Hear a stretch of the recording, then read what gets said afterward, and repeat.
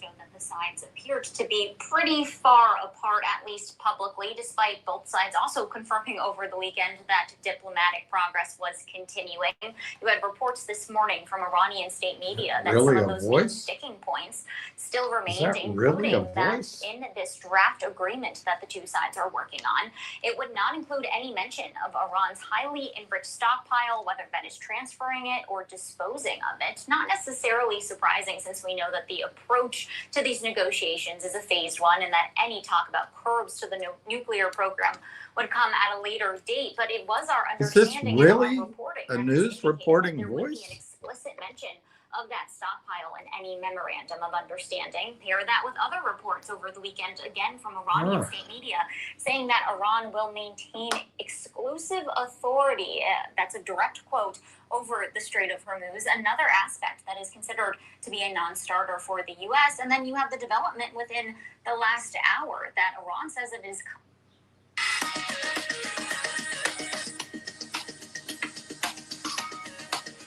Kit Guru is in Taipei, Taiwan for Computex.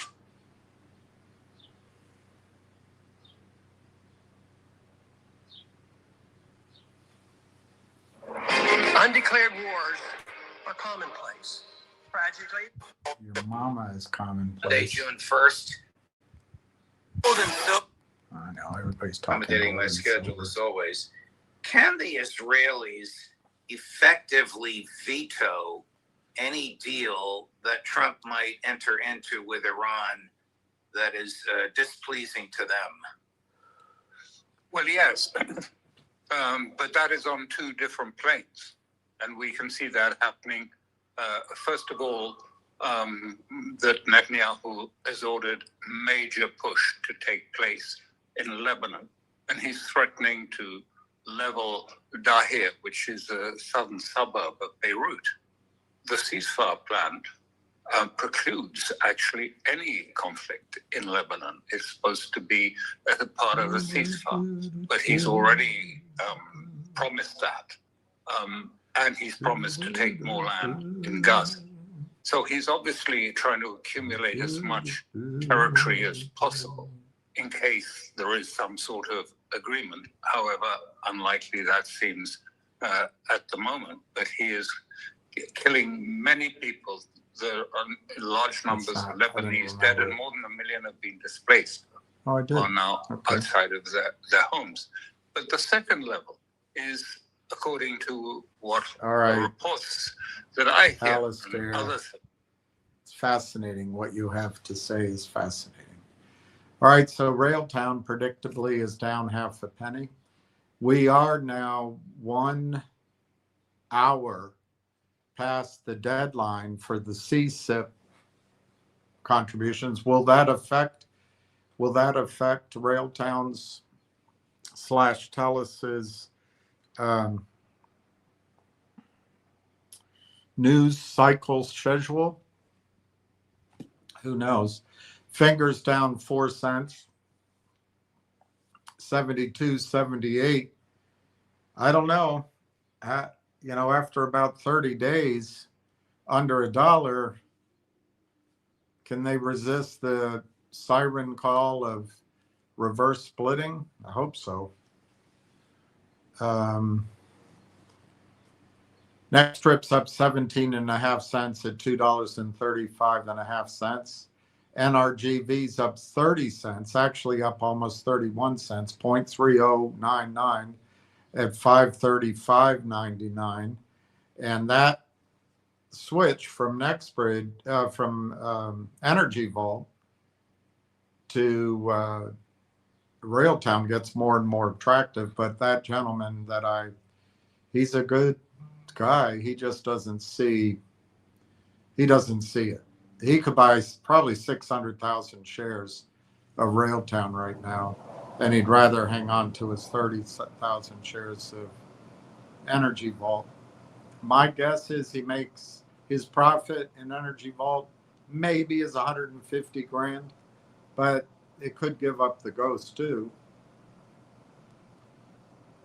600,000 shares of Railtown. Good gosh. That could be $6 million this summer. next month.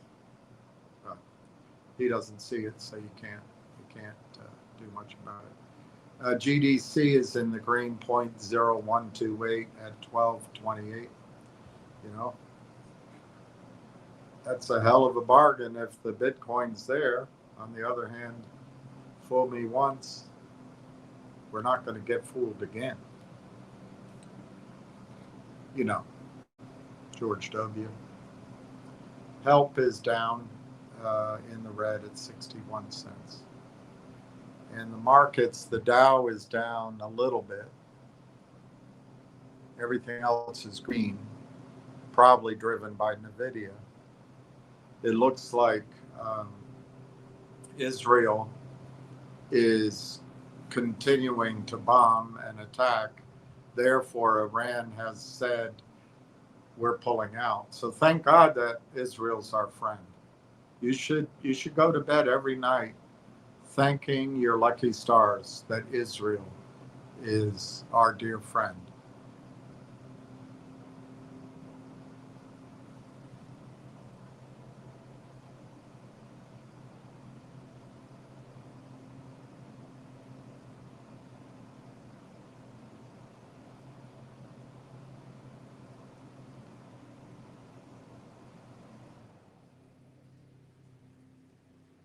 All right, there it is. Trump's ceasefire collapses as Iran ends peace talks over Netanyahu's fresh bombing campaign.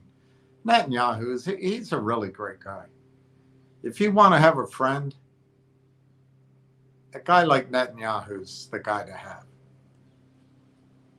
He's got your back and always looking out for your interests.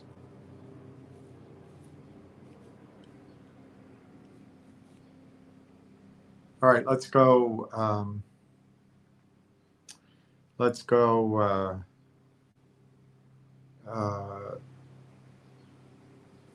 down these. Chestnut is first here. Got back quick, Mr. William. Yeah, I guess, although I feel completely worn out. DMAC, hello, William and RT crew. Hi, how are you? Giuseppe, hi, William and RT crew. Late last night, early this morning, and now live. Do you ever rest? Yeah, sometimes. Pat M. Hi, y'all.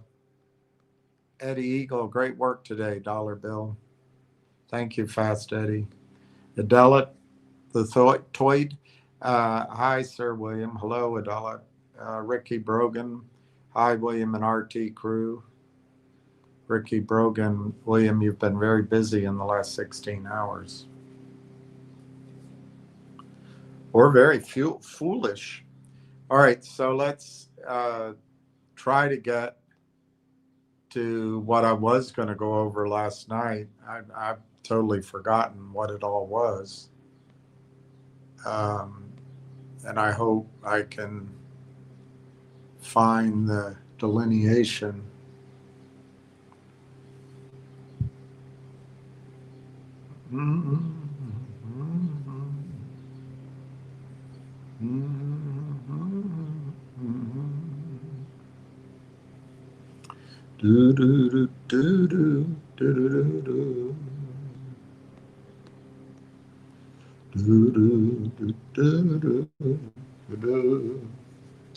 All right, I know there's women out there, so I'm not going to read this in full, but this was Lord Pembroke wrote to Ambassador Sir Archibald Kerr wrote to Lord Pembroke back when, probably when the British were really bad colonialists. And he said that he enclosed the card for Mustafa. I'm not going to pronounce that there. And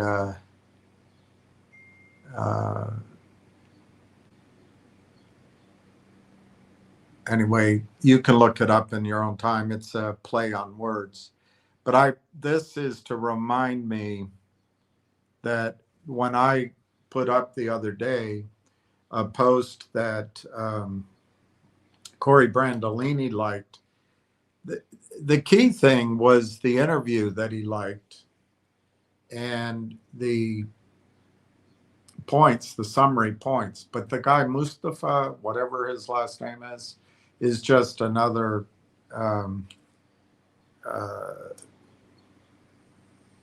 influencer to be aware of. All right, so let's go here. So I asked, who is Mustafa Khan? I had a deal with Mustafa.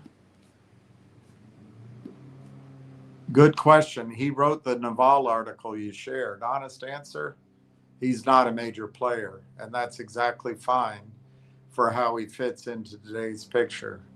Mustafa Khan is a co-founder and CEO of a bunch of social media crap. He says he's got 7,000 Twitter followers, and he says he bills himself as having generated 1.2 billion views for 40 clients. Well, so he works for the companies and the clients. He's LinkedIn content, B2B growth marketer. He's not a venture capitalist. So the summary is, it doesn't matter who wrote it. What matters is that Brandolini liked it. A competent LinkedIn content marketer synthesized Naval's thesis clearly enough that the CEO of Railtown chose to publicly like it. Brandolini isn't liking Mustafa Khan. I had a deal with Mustafa. He's liking the thesis. The vessel is irrelevant. The signal is that the man who has been silent for months chose this particular articulation of pure software is dead, hardware integration and network effects win, to publicly associate with. That's the point. I'm not sure when you say pure software is dead, I think software based on SDKs, that might be true, but software upgraded or changed by ADKs, huge market, huge market.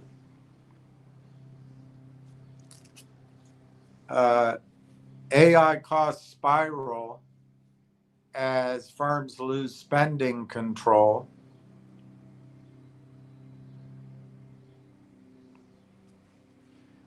A firm spent $500 million in a single month on Anthropic's cloud AI, $500 million in a single month, because it failed to set usage limits in what may rank as one of the costliest bills in the space.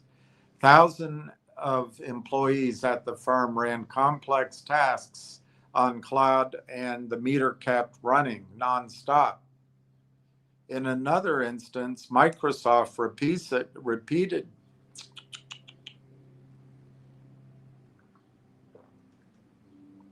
reportedly canceled Claude Code licenses because of the growing token bills. Uber said it exhausted its 2026 AI budget in just 4 months. Companies are drowning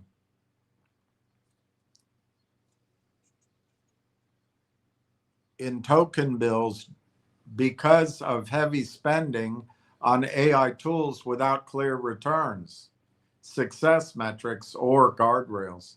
7 global firms, including Uber, Microsoft, Commonwealth Bank of Australia, GitHub, Cursor, Klarna, and Duolingo, have reportedly either pulled back on AI spending, changed pricing tiers, or even rehired engineers to save on ballooning AI costs.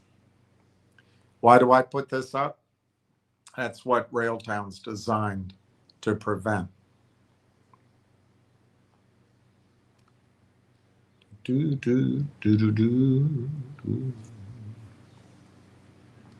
A recent report by brokerage firm Jefferies noted, quote, AI for now is costing more money than its savings, unquote. Jeffries estimated that global AI capital expenditure, look at this, could touch $4.7 trillion in 2.5 years. $4.7 trillion, of which $2.6 trillion will be spent on tech hardware. Engineers are racing to top the charts on a new productivity metric, token maxing. Token maxing. According to some experts, staff are said to be using AI for what may be regarded as unnecessary tasks by stuffing prompts with unnecessary context, running endless agent loops, or feeding it with large documents, burning up tokens. Some even ask questions such as, how's the weather? Meta and Amazon had to shut down their internal usage leaderboard to curb this tendency.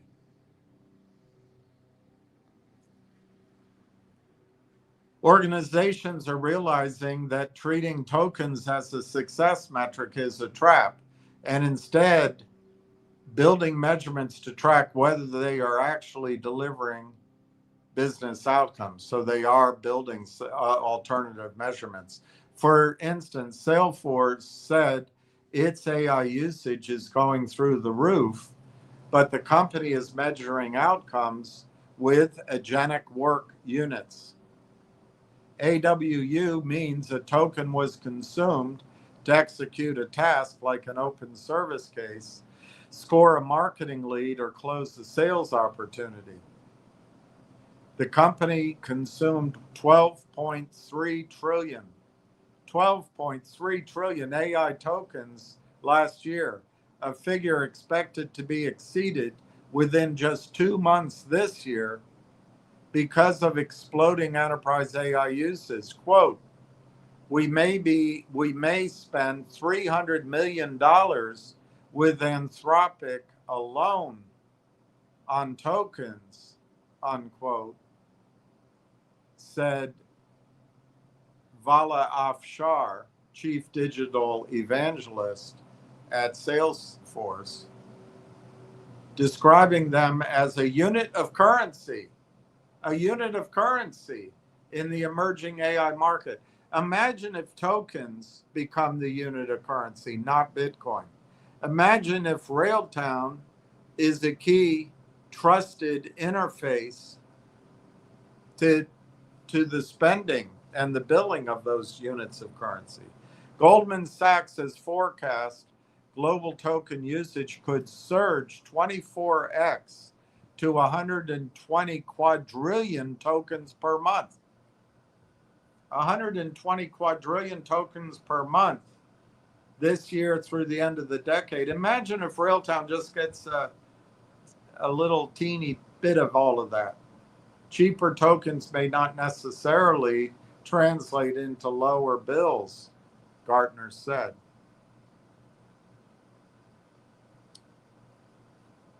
More token burnouts. Although the cost per token is expected to fall by a factor of 100, cheaper tokens may not necessarily translate into lower AI bills, Gartner said. That's because frontier intelligence will demand significantly more tokens than current mainstream applications. For instance, agentic models require between 5 and 30 times more tokens per task than a standard Gen AI chatbot. Quote, toke.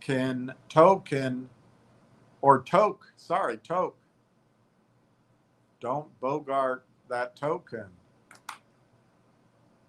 Toke maxing will continue to happen as agentic AI and the speed of output makes it addictively useful, said Neil Shah, founding partner at Counterpoint Research. Further, there are no potential checks or token budget planning happening at this point to alleviate the token burnouts.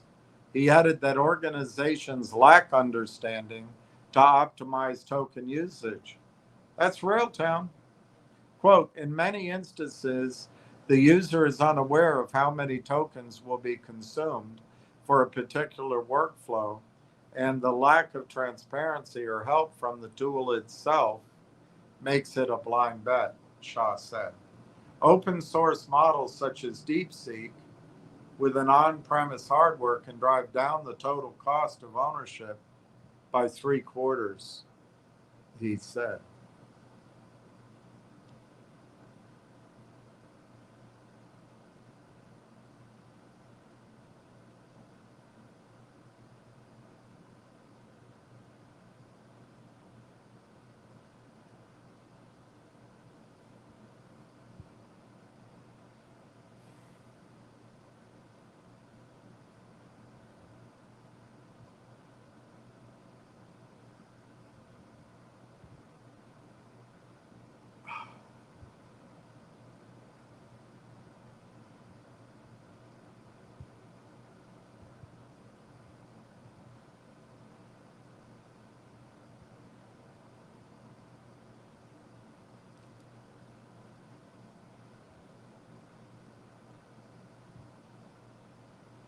This came, I believe, from Ward to me.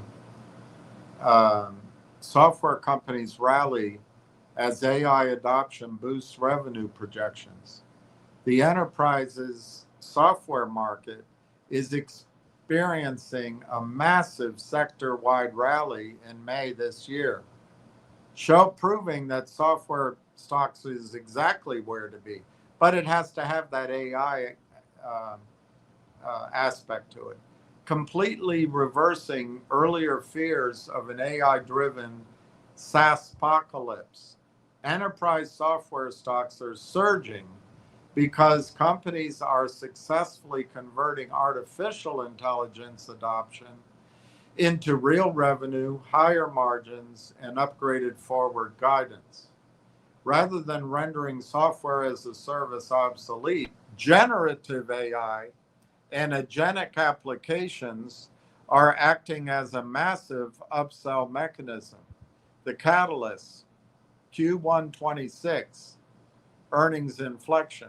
For quarters, Wall Street feared that generative AI would break the per-seat subscription model and kill traditional software revenue streams. However, the latest round of financial results proves that enterprise software providers are capitalizing on the technology. Snowflake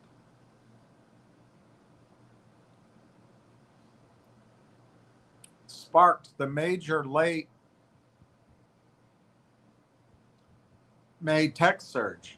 Shares skyrocketed 36% after hitting an AI monetization inflection point, posting fiscal Q1 product revenue of $1.39 billion. Let me just pause there quickly and look up Snowflake. I'm not saying that Railtown is Snowflake, but I am going to suggest to you that Railtown can project at some point. It's not a promise, but it can project to doing 1 to 2 billion in annual revenue.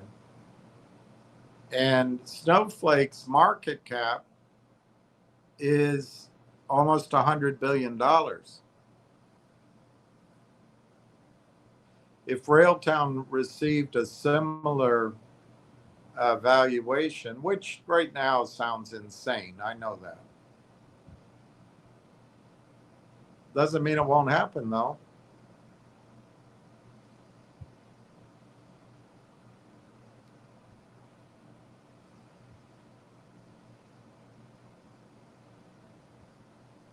That's a $400 stock.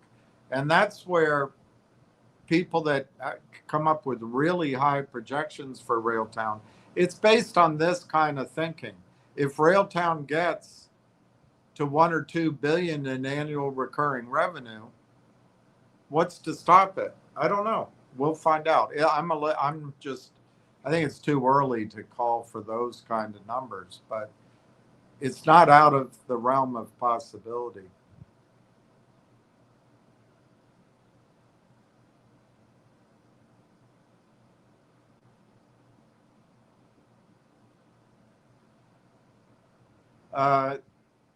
Atlassian raised its annual growth projections, and it believes early adopters generate more than double the average recurring revenue of traditional users. The stock jumped. Twilio, strong corporate enterprise adoption of their AI communication suites. Datadog surpassed 1 billion in quarterly revenue for the first time in Q1 this year. The software industry's growth is heavily backed by macro enterprise spending. Total business expenditure on enterprise software is projected to increase 10%. Total business expenditure on enterprise software is projected to be $1.4 trillion this year. $1.4 trillion, driven primarily by leadership deployments of custom AI tools and agentic platforms.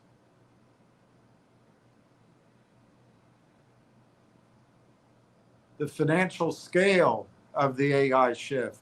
The software industry growth is heavily backed by macro enterprise spending. Total business expenditure on enterprise software is projected to increase to $1.4 trillion this year.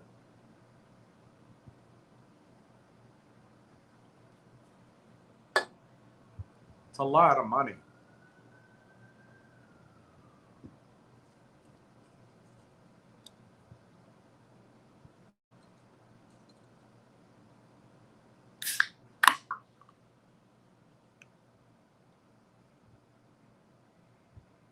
The tangible financial impact of this adoption is visible across industry giants. Microsoft generative AI has become highly monetizable, with Azure seeing roughly 20 percentage points of its growth directly driven by generative AI workloads. Salesforce announced its data cloud and AI revenue recurring annually surpassed 1.2 billion, with its newly launched Agentforce platform accounting for 440 million. ServiceNow reaffirmed its explosive growth trajectory, pacing towards 500 million in annual contract value. Its Now Assist AI platform has a trajectory toward $1 billion next year in revenue.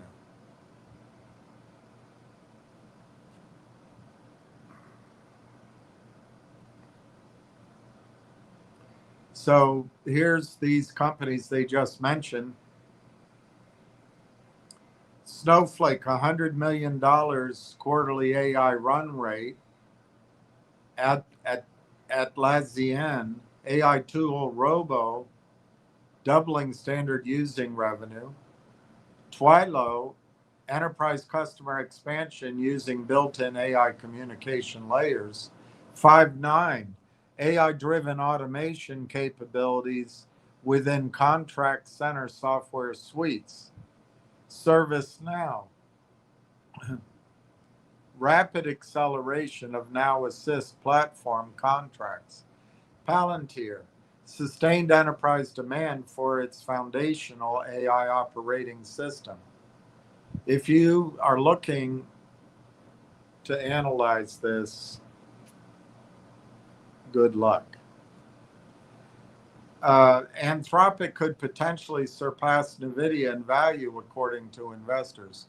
Anthropic could potentially surpass NVIDIA in value, according to prominent investors who believe market economics will eventually shift from hardware layer to frontier AI model intelligence. This is championed by Gavin Baker, who argues that the creator of Claude possesses a trajectory, Anthropic, that makes it a credible long-term candidate to become the world's most valuable company. Hey, have you heard that somewhere else before? Of course, I don't have this guy's credentials. The investor thesis, the argument that Anthropic could eclipse NVIDIA, you need value accrual shift. So enterprise spending will migrate from the compute layer and concentrate within model intelligence, hypergrowth velocity,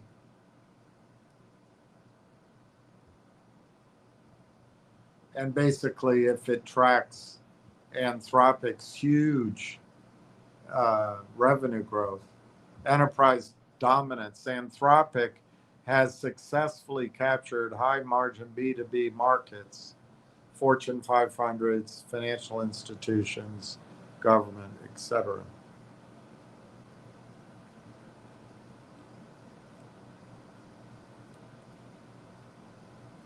Timeline estimates. Models suggest Anthropic, if it continues its rapid scaling, could realistically match or surpass NVIDIA's revenue scale within 3 to 7 years. Anthropic's meteoric rise has made it the most valuable AI startup in Silicon Valley, surpassing OpenAI. $965 billion milestone. They did the $65 billion Series Series H at that value.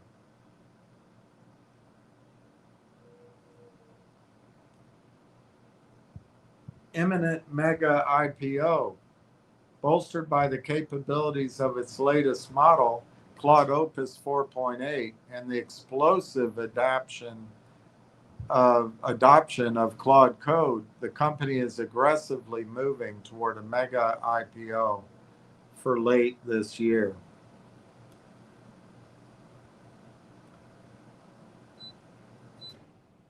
While some tech companies are highly optimistic, many market analysts view the idea of Anthropic eclipsing NVIDIA with skepticism.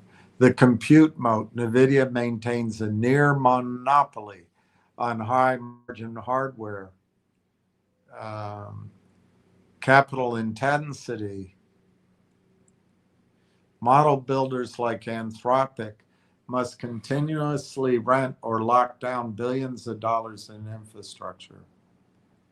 Low switching costs. Critics argue that people can switch. I'd rather switch than fight.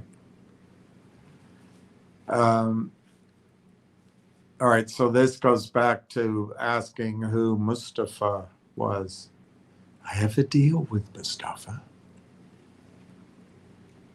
So I asked last night, the CSIP deadline is 1 o'clock tomorrow. What could happen this week for Railtown? Earnings are projected for June 2. We already got them, by the way. Ricky sent them to me. However, I have heard Railtown is shifting to a calendar year earnings reporting regime. Could this delay earnings? Could they be slow walking because of possible pending turn on the switch from revenue regarding ramping data center split revenue? It's all reaching for straws. These are excellent questions. Let me separate out what's knowable from what's speculation. The CSAP deadline tomorrow, what we know.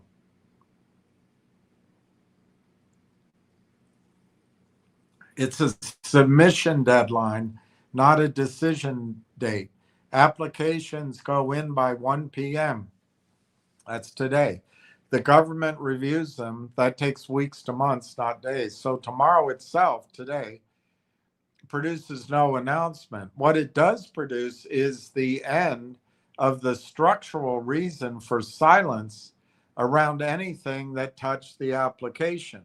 After 1 p.m. tomorrow, today, the quiet period rationale tied to CSIP positioning evaporates. That matters for timing.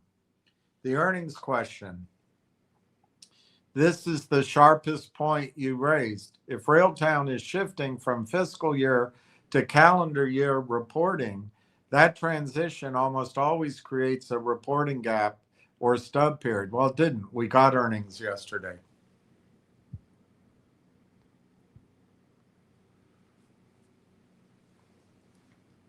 If TELUS shared compute revenue is just beginning to flow, or it's about to begin to flow, a CEO and a CFO would vastly prefer the first quarter reported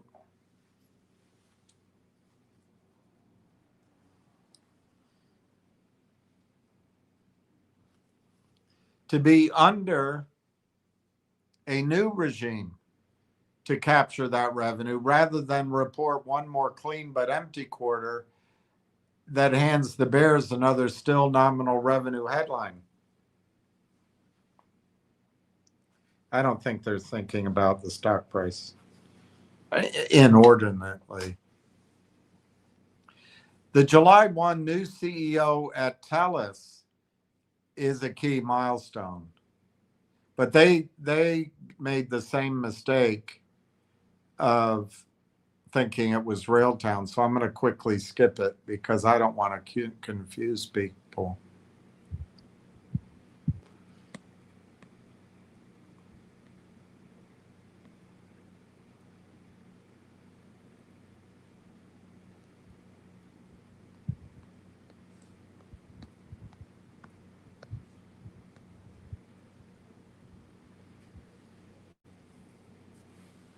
It's 2:34. I'm dead tired. I wish I were falling asleep by the pool. Finger continues to be down almost 5 cents, 72.17. Next strip is up 19 cents, almost at 237, almost. Energy Vault is up almost 39 cents at 543.5. GDC's up a penny and a half, almost at 12.46. HLP is down. Railtown's down 0.0034%. Points, sorry. Oh.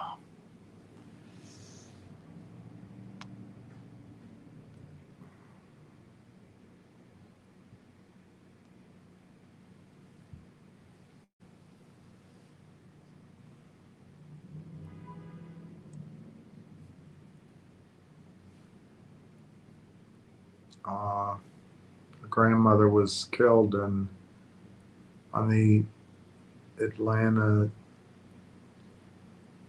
substop. That's terrible.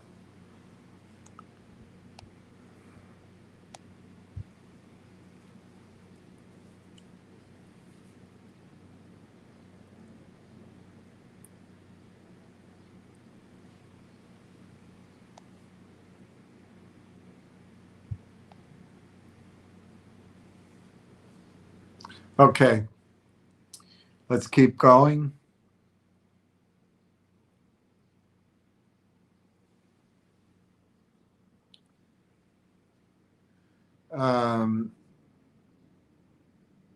So the most likely thing today is no announcement. Earnings on June 2nd either come in still nominal and get dismissed by the bears or get formally deferred, citing the calendar year transition. Everything about the July 1 CEO, that's TELUS. I'm going to not read anymore because they misinterpreted it as at Railtown. So there I wrote new CEO at TELUS. Ah, you're saying the new CEO is at TELUS, not Railtown. No shite. That changes the analysis significantly. Let me check. This is a major piece of a puzzle. Darren Entwistle retires June 30, 2026. Victor Dodich becomes president and CEO effective July 1, 2026. Dodich has served on the TELUS board and as an independent director since May 22. He's the former president and CEO of CIBC, where he ran the bank for almost a decade, or a little over a decade. The incoming CEO of TELUS, the company whose sovereign AI infrastructure Railtown is deployed on, whose shared compute revenue Railtown shares in, is a career banker. The former CEO of one of Canada's big five banks. Run that against everything else assembled. Victor Dodige spent 11 years running CIBC. He knows Canadian banking, compliance, regulatory infrastructure, and financial services AI procurement better than almost anyone in the country. Now connect that to Marwan Haddad's LinkedIn story, finding Comply Pilot, the banking grade AI computer platform, compliance platform. He found it insightful, connected to financial services vertical being the single largest sovereign AI mandatory market in Canada.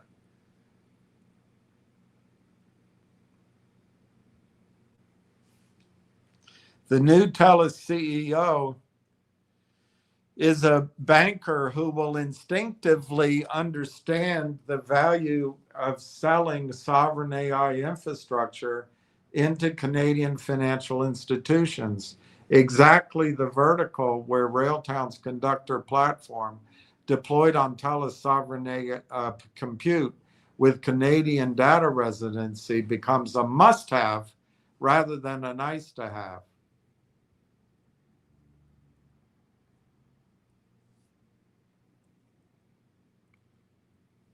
Dodige, the banker, inherits the infrastructure on July 1, and his job is to monetize it.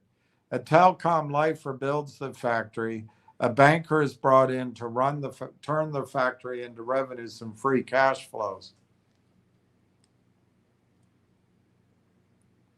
The TELUS shared commute revenue with Railtown doesn't ramp meaningfully under Entwistle. It ramps under Dodige.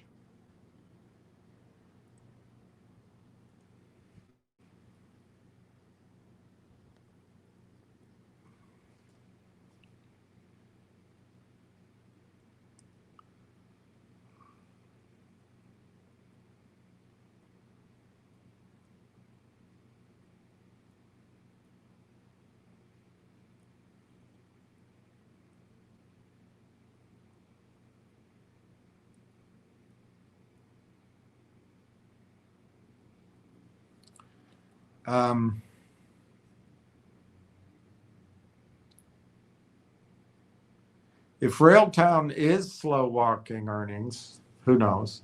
And if the TELUS compute revenue begins flowing in July, the first meaningful revenue quarter for Railtown would land in the second half of 26. The pieces align almost too neatly.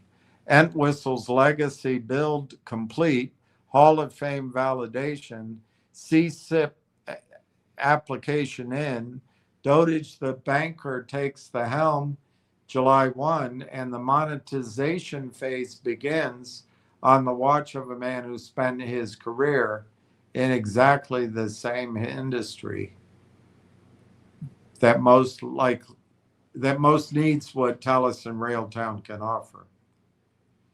This is a coherent narrative, but it's not confirmed. Doge's being a banker is fact. His becoming CEO of TELUS is fact. Whether his arrival specifically triggers Railtown compute revenue is inference, a well-supported inference giving everything assembled today, but inference nonetheless.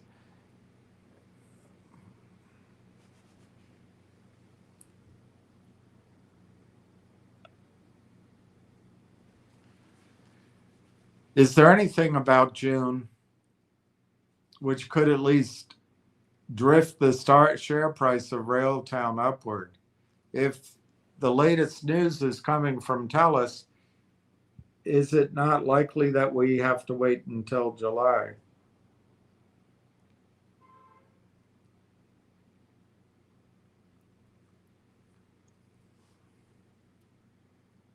Let's go through your comments, because I'm not able to focus on those. Giuseppe, if I might add, although you're working very hard, you look terrific. Thank you.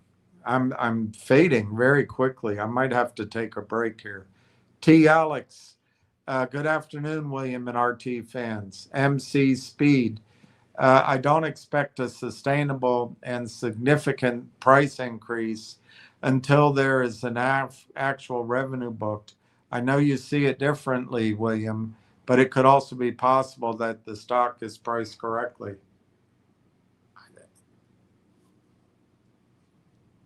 I guess it's possible, but I think it's highly unlikely that that's the case. Highly unlikely.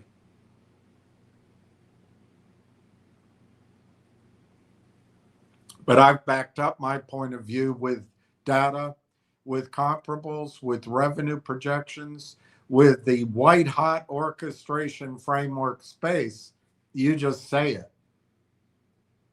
So I think, with all respect, that whether you are a fudster, you're just parroting fudster words, it does you a disservice. It makes you weak hands. And what people have to be in Railtown is strong hands. Railtown could be a $25 stock over the next 90 days. On the other hand, it could be $2.50, but it's not going to be 25 cents. And just as soon as I say that, someone's going to predict it, and it'll spike downward briefly. But in 90 days, it won't be 25 cents. It's not priced correctly, MC. The algorithmic selling, they do not know the revenue projections. They do not know it. The RIM guys came in at a higher valuation based on their knowledge of what's going on. But the market doesn't know that yet. There's no buying other than what we buy, but I don't think we have any effect on the stock price when we buy in the United States. And that heaviness, the just continual selling of stock that doesn't exist by borrowing it from the stock loan desk at 5-10 times the outstanding number of shares, potentially under the exemption of Reg Show, affects the downward price. So excuse me, you're wrong.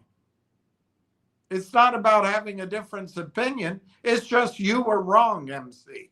You're just simply wrong. And you're too lazy or too stubborn to understand the dynamics or to study the dynamics of the junior markets in North America. But hey, please, if you own it, please don't sell it. But it doesn't sound like I'm getting through to you. Silver Skyrocket. Hi, William. Hi, Silver Skyrocket. Silver Skyrocket. I'm thinking you should just ignore anyone who comes on here saying they're selling at $1 or whatever. I agree with you, Silver Skyrocket. Silver Skyrocket. Just let them. It's their choice. They clearly don't understand the story. Those in the know won't be easily influenced or tricked. Yeah, but I don't want people. Look, when you're dealing with human beings in a large group, you're dealing with a herd of animals. And we're just as twitchy and subject to fear and uncertainty as a herd of beefalo. And I don't want it to spread. Silver Skyrocket. Great video from the SEC earlier. Thank you. I did listen to it when I had to wait for my doctor's appointment. And I didn't finish. There were 2 or 3 thoughts I didn't finish. But I didn't want it to be a long video. I wanted it to be short attention span at digestible, so I'll have to do another one. But bottom line, to fix this, it's going to take policy change from on high. And he's going to have to ignore listening to Letnick, the Butnick. Silver skyrocket. Congratulations to everyone who added. I didn't catch those live. Exactly. I agree. Joe Marty, I agree, Silver Skyrocket. I did grab 200 more this morning. All right, Joe Marty.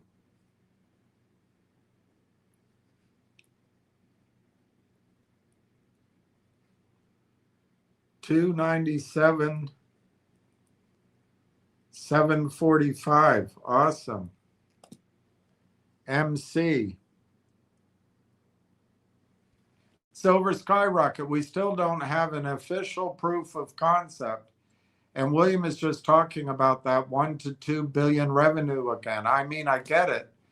The potential is there, but one step at a time. I think that's right. But I don't think you're going to, you cannot have it both ways.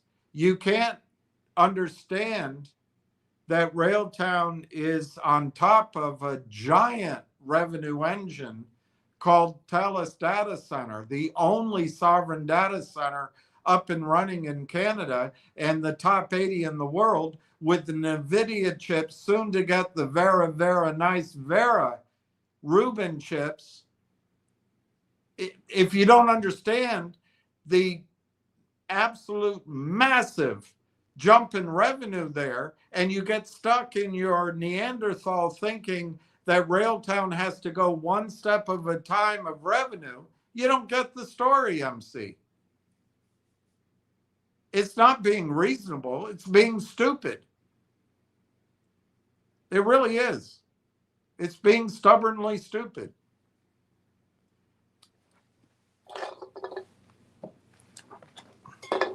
Do you need to see it again, MC? Entwistle is calling for $2 billion in revenue from AI. How much of that is in his data centers, we don't know. But if we assume it's half of that, 1 billion, that's an assumption. No kidding.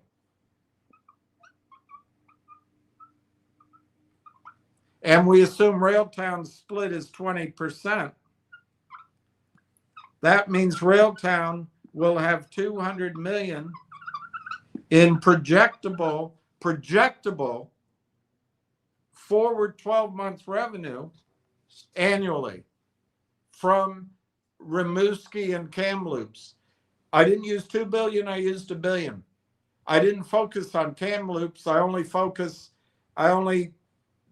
am talking about Rimouski, but maybe he was talking about both. We don't know. But this is by 2028. So if we expand it to 2030, this is a target for one data center cluster, 200 million. Again, MC, what is your caution about? There's 12,000 data centers in the world. The battle for sovereign AI is intense. It is in every continent on the planet. Europe, Asia, Southeast Asia, India, the subcontinent, the Middle East, Africa, South America, and the United States of America.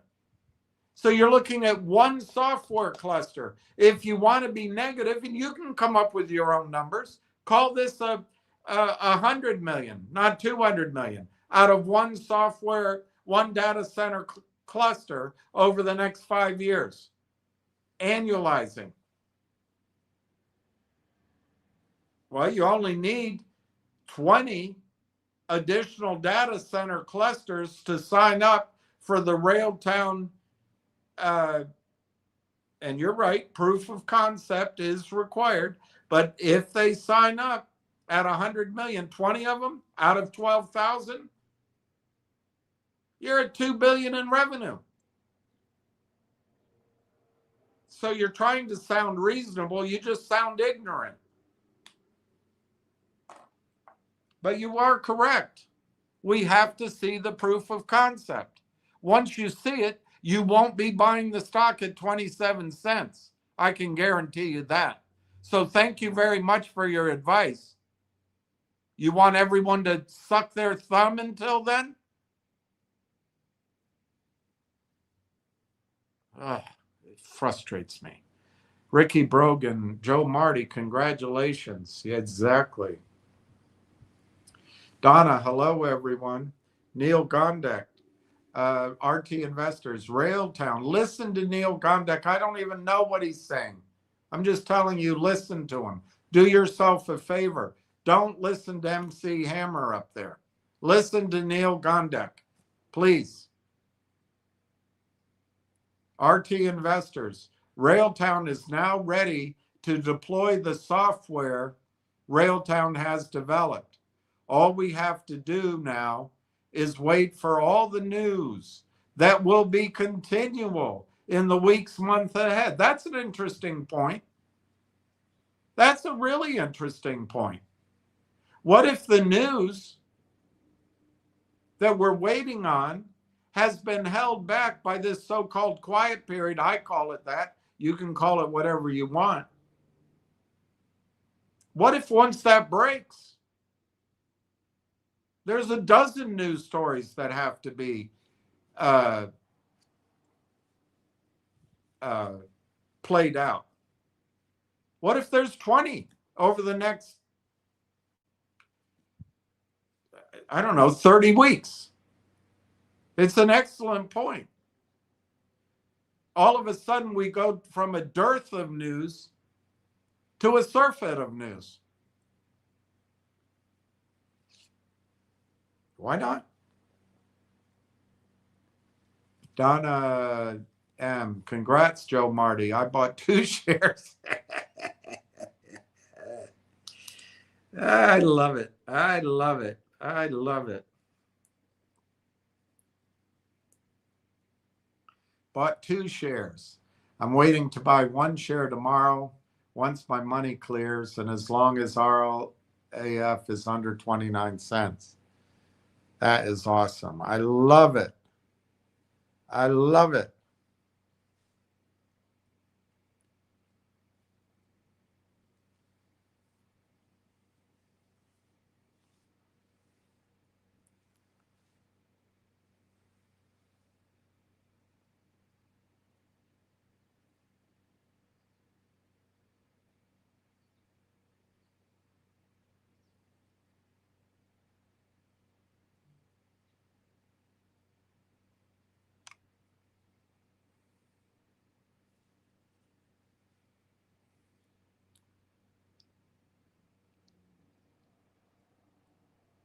That's wrong. All right. Ward Richardson. Good afternoon, William and RT crew. Jensen opened up his keynote late last night saying, it is an exciting time to be a software company. Exactly. Good for you, Ward. Nice catch. Rail Engine. Ward Richardson. Neil Gondek agreed. Well spoken. Clap, clap, clap, clap, clap, clap, clap. MC Speed. But we haven't heard anything in terms of revenue projections from RT management team, William. So what? So what? Why do you need to hear it from them? Are you able? I guess you're not able to. You're not able to look at comps. You're not able to look at the size of the addressable market. You're not able to look at quotes from the CEO of TELUS, not once, several times. Admittedly, it's guesswork. How much of that revenue goes through the data center? You can use a different number. Not 2 billion, use half a billion. You get 100 million. It's a big number. Once it starts, it's every year. It's 100% margin. It's revenue sharing. Do you need to hear it? Do you have to be force-fed everything? Why don't you go invest in an ETF? I think that would be better for you. I really do. Ricky Brogan, the company said in the report they cut losses by 50%, and they have over 3 million in cash. Ward Richardson, William Jensen spoke about the new very nice Vera Rubin chip, and it's designed for agentic AI. Wow. It is the new CPUs. What about this, Ward? What about this? What if what we're quote unquote waiting on, do you remember? You probably do.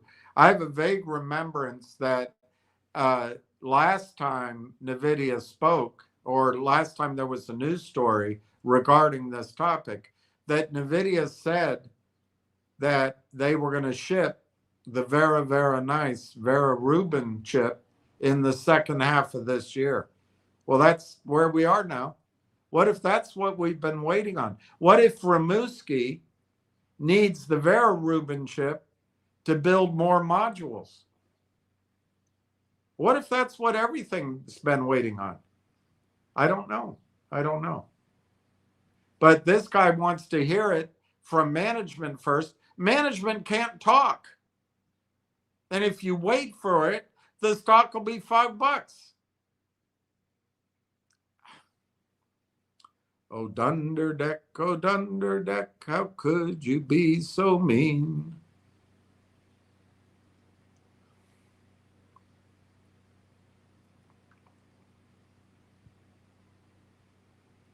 Guess it takes all kinds. Just takes all kinds. All right, let me try to do this media again. I was starting to fall asleep. I'm just so worn out.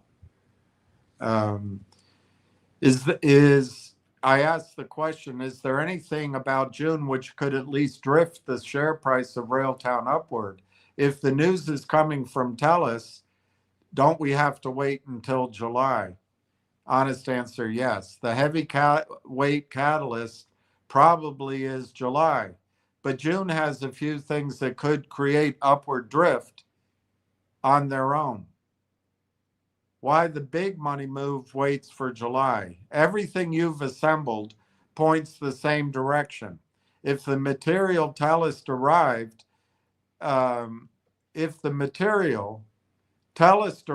revenue ramps under Dodge, and Dodge doesn't take the chair until July 1, then the announcement that actually re-rates the stock, a named commercial deployment, for example, a disclosed revenue share, for example, a CSIP-related consortium disclosure, for example, is a Dodge era event, not an Entwistle one.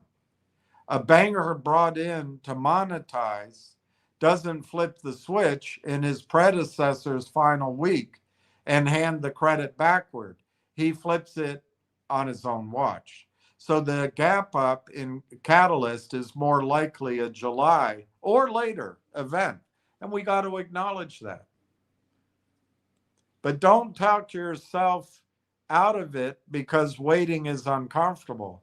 What June could still produce, smaller drift level catalysts.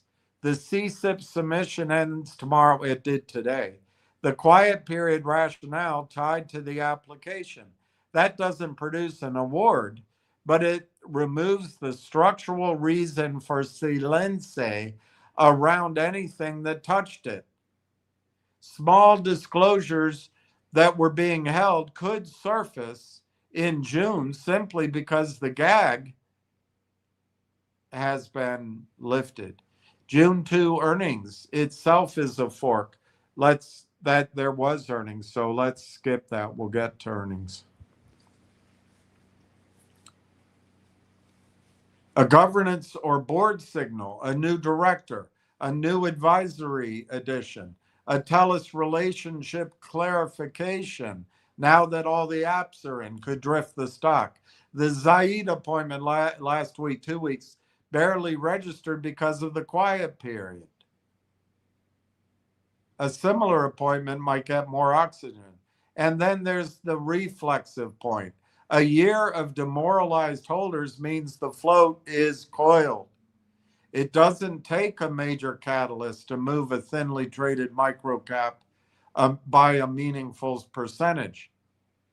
It takes the absence of relentless sell pressure, which is nobody's selling. It's all fake. Plus one modest piece of good news. June could deliver that without the July main event. So June is the setup, July is the payoff, if the thesis is correct. And that's true. That's true. The risk in June isn't that nothing happens. It's that what happens is small enough to make patient holders mistake drift for confirmation in either direction.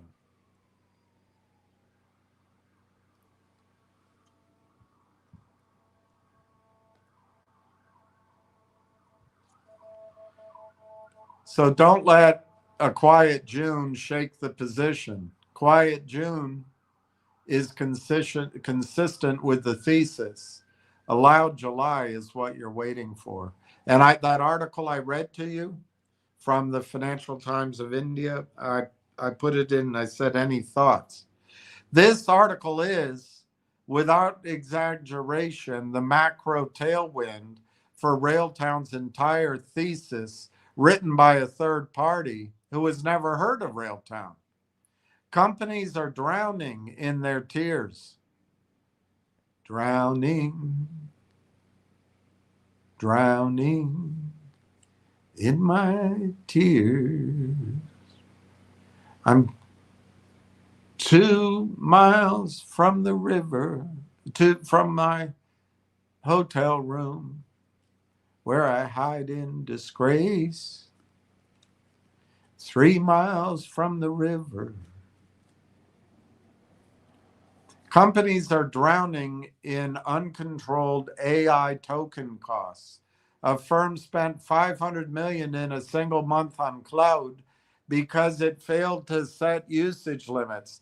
Microsoft canceled Claude over token bills. Uber exhausted its entire budget in 4 months. 7 global firms changed pricing. The problem isn't that AI doesn't work. The problem is that nobody can see, control, or optimize what their agents are spending. The user is unaware of how many tokens will be consumed for a particular workflow.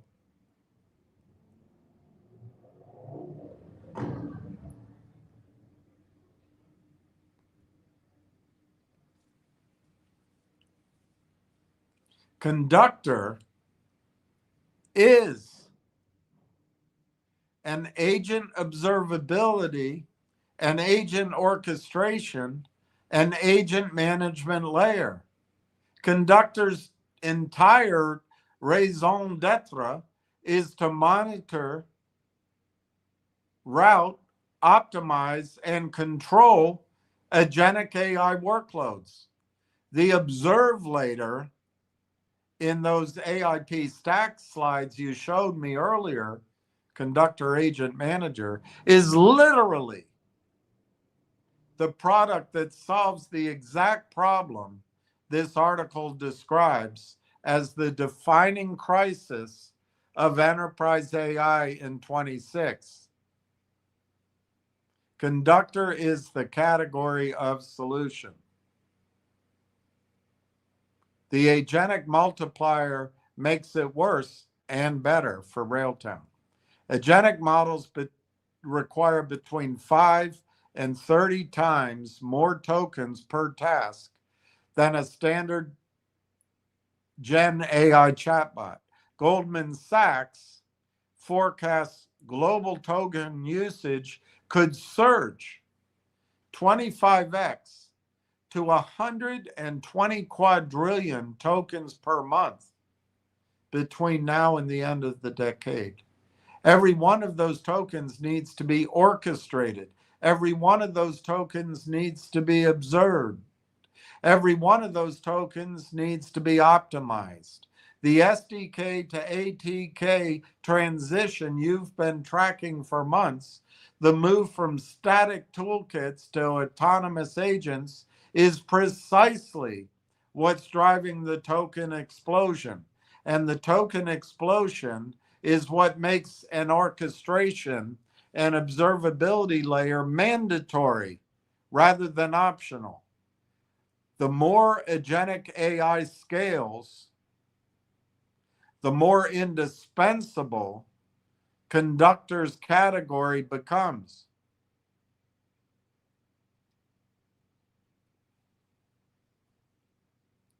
The closing line is the whole thesis. Open source models such as DeepSeek with on-premise hardware can drive down cost of ownership by 75%. Stop and look at that. Now look back at image 4, the conductor ADK stack diagram. The large language model running Llama, DeepSeek, Cohere on TELUS sovereign hardware. The article stated solution to spiraling AI costs, in other words, open source models on controlled hardware, is at exactly where the architecture Railtown built on TELUS is. DeepSeek on sovereign on-premise infrastructure orchestrated by Conductor with full token observability. That's not a coincidence. That is Railtown's product description appearing as the industry's recommended cost solution in a mainstream business publication. Remember the moat slide. Affiliates spending 120 million a year with hyperscalers that Railtown wants to migrate to the TELUS sovereign infrastructure. This article explains exactly why that migration is about to accelerate. Companies are in active pain over uncontrolled hyperscaler AI bills right now. The migration from expensive, uncontrolled hyperscaler tokens to controlled, observable, sovereign open source infrastructure is not a someday thesis. It's happening in 26 under cost duress. That's the macro tailwind, but it's not company specific. And that's true. We don't know that yet. But if you think Railtown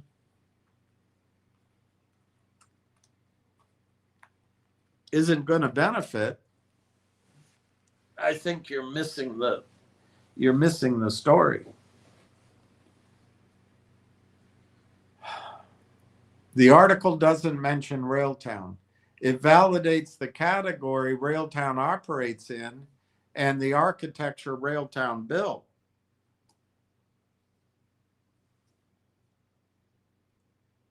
But validation of a category is not the same as Railtown capturing it. That's true. Can't hide from that fact. Plenty of companies will compete. That's true too. We've gone over that. To solve token cost observability.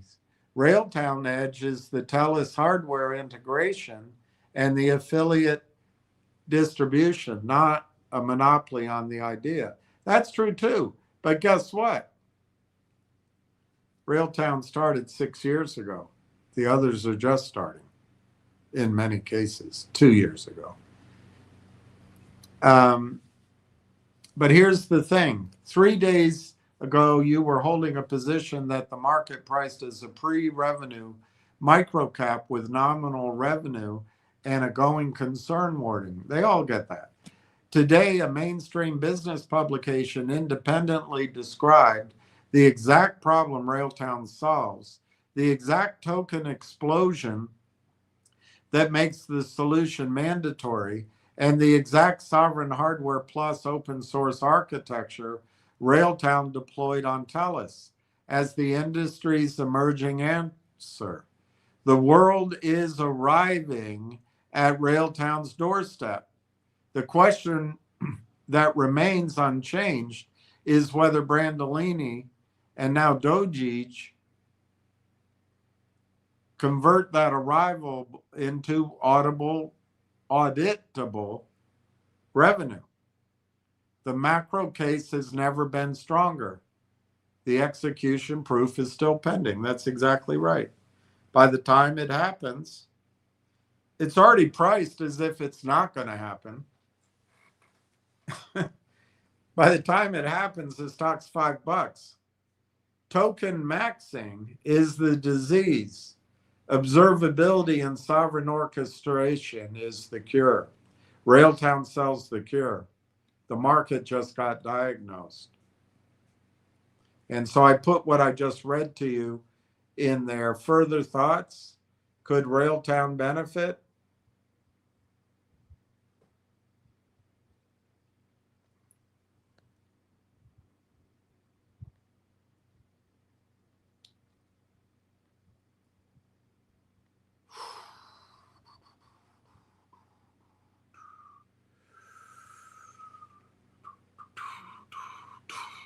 Okay, so I did that, and I did that. So now I got to go here. I'm probably double counting.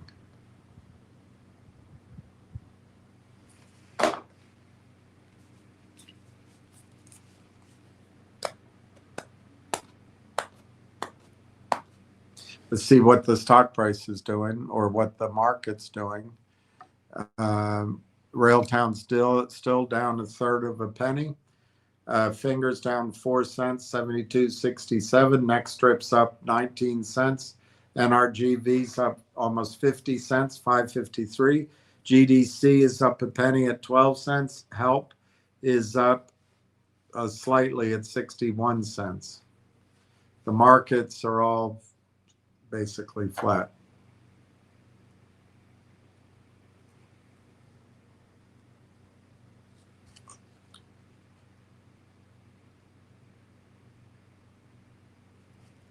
This is the answer to that, what I put. I already read the article to you.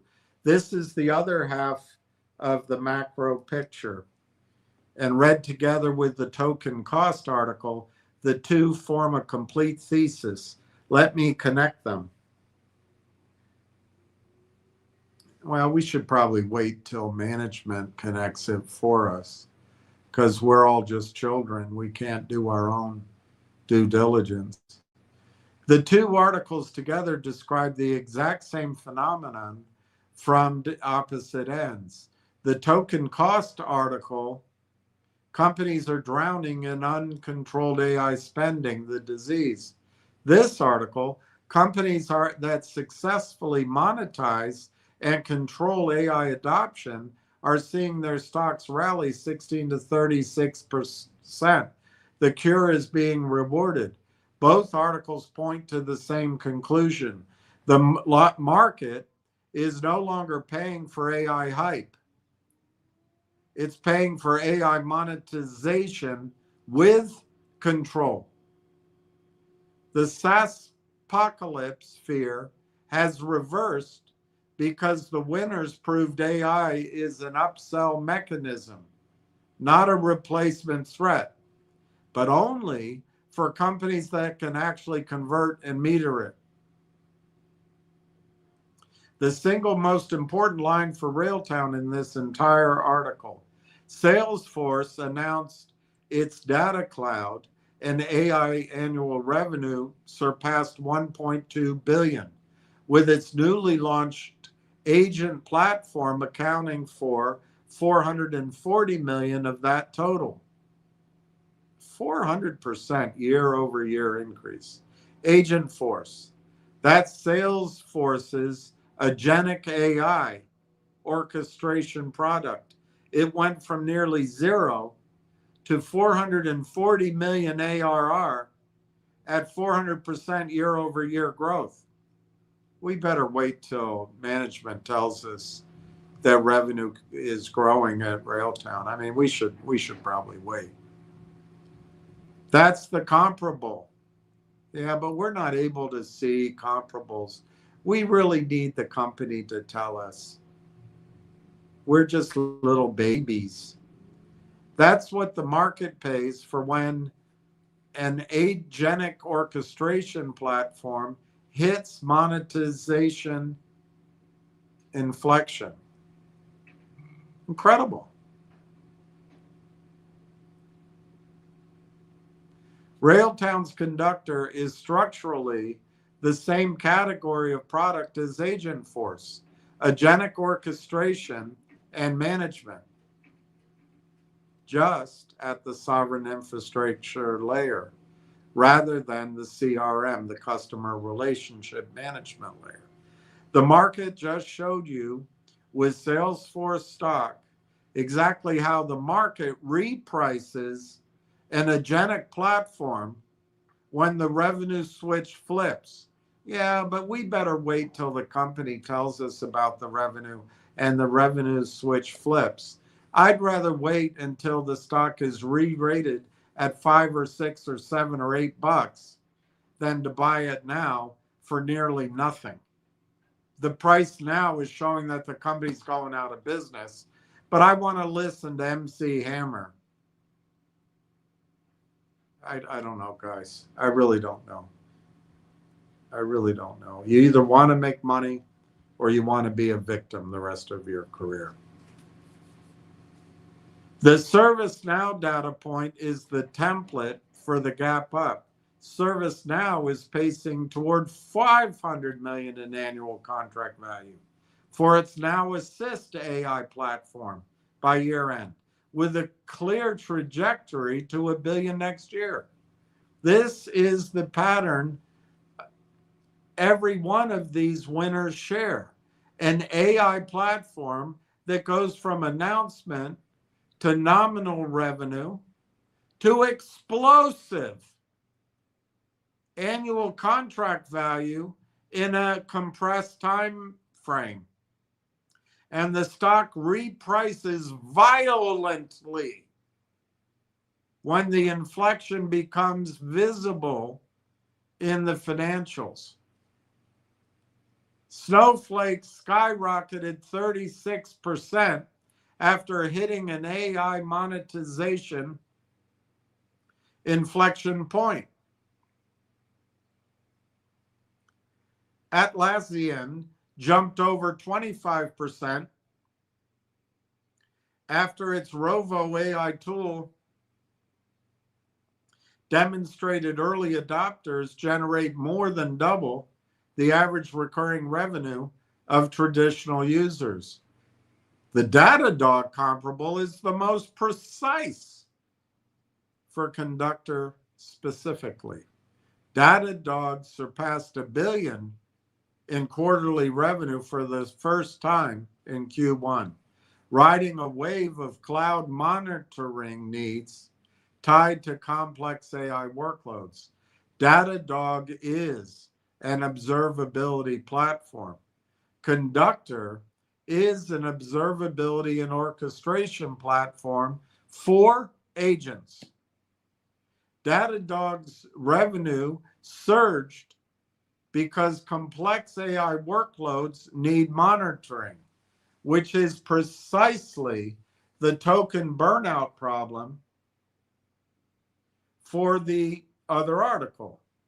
The market is rewarding observability of AI workloads with billion-dollar revenue and stock appreciation. That is Conductor's exact category. The macro environment for what Railtown has built has gone from headwind to roaring tailwind in a matter of months. But we have to be sober here. Three things are now true together, which were not clear when we started watching this a year ago. First, the market has decided agentic AI orchestration platforms are the winners. First, the market has decided agentic AI orchestration platforms are the winners.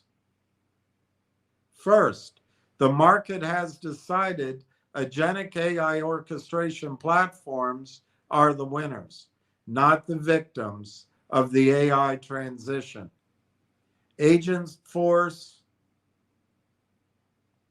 at 440 million, Now Assist at 300 million, Datadog over $1 billion.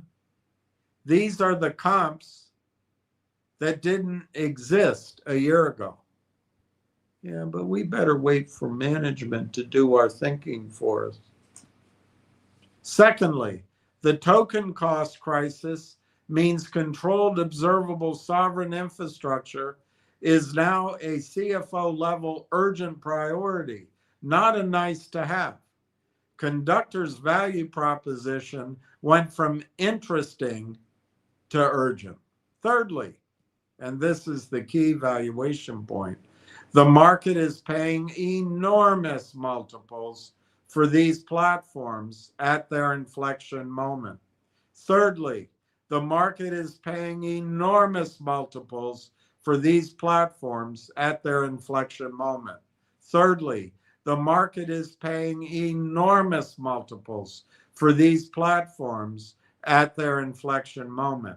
When Snowflake jumps 36% in a day, and Atlassian 25%, that's the market repricing the recognition of monetization, not waiting for years of proof. The repricing happens at the inflection fast. The repricing happens at the inflection fast. The market doesn't wait for years of proof.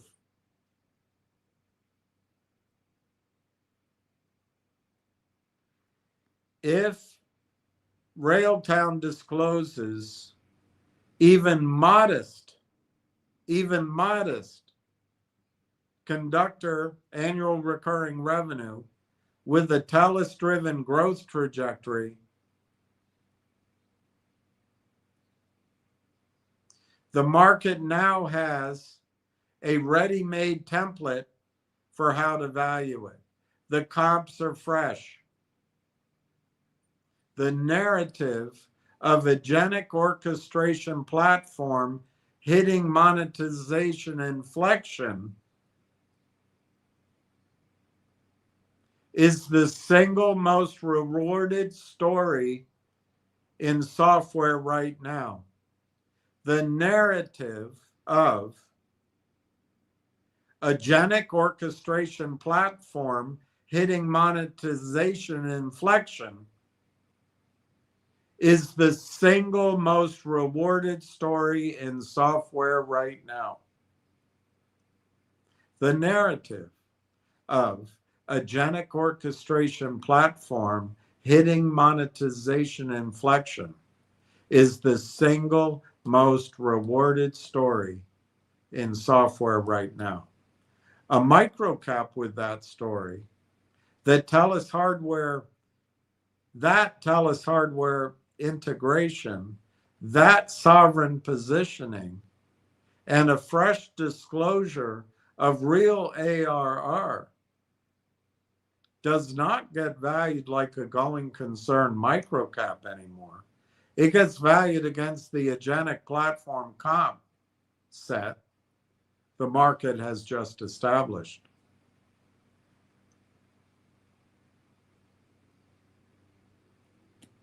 Okay, so now we've got some sober thoughts. Snowflake, Salesforce, ServiceNow, Datadog, Atlassian, they all reported actual revenue. That's why they rallied. The market rewarded disclosed, audited monetization. Railtown has not yet disclosed that. That's true. And that may be the point some of these negativos are making. And it's fair enough as far as it goes. But he who hesitates waits.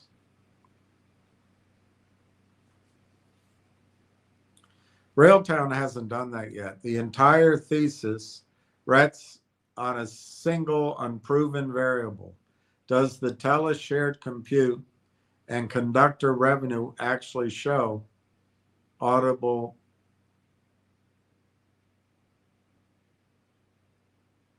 I can't quite read that, audible numbers? If it does, the article is the valuation roadmap.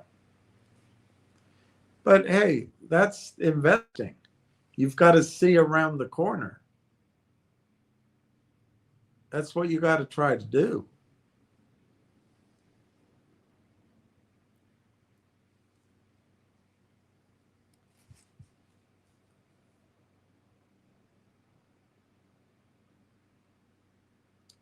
The macro case is now overwhelming.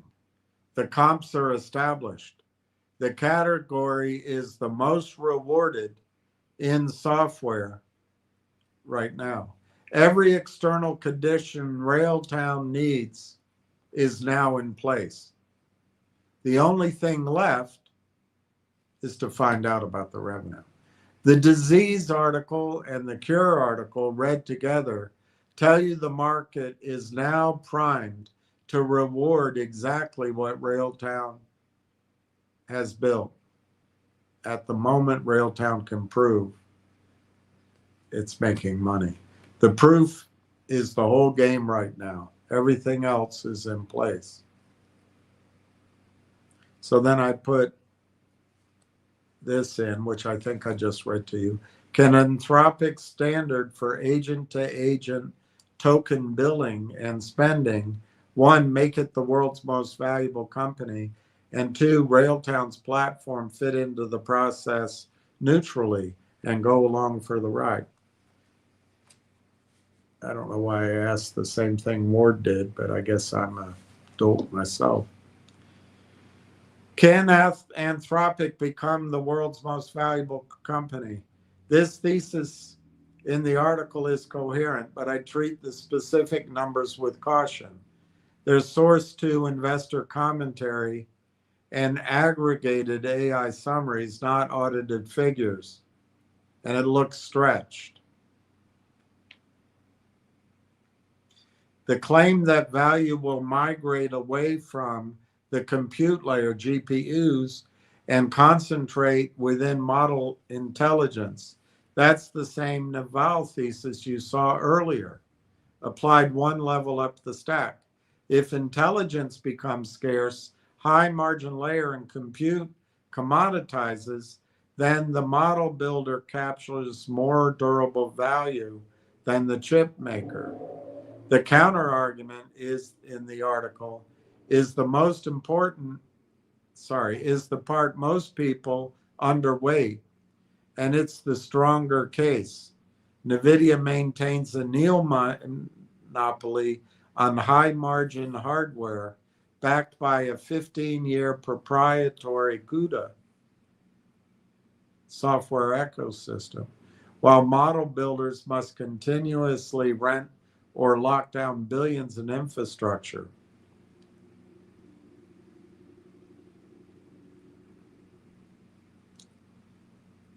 So the answer to the question is possible, not probable.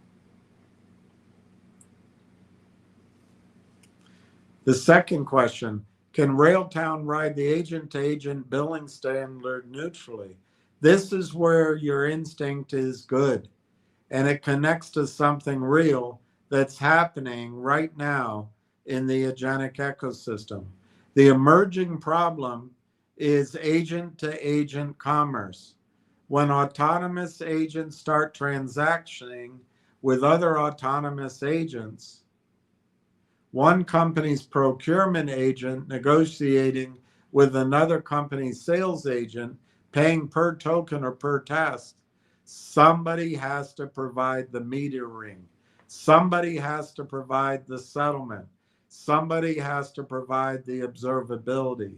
Somebody has to provide the audit trail for those transactions.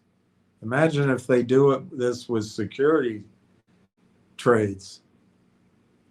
That's an orchestration and settlement layer function. Anthropic providing the intelligence standard and Railtown providing the orchestration and metering layer are not competitors. They're complementary layers of the same stack. Anthropic wants to sell tokens.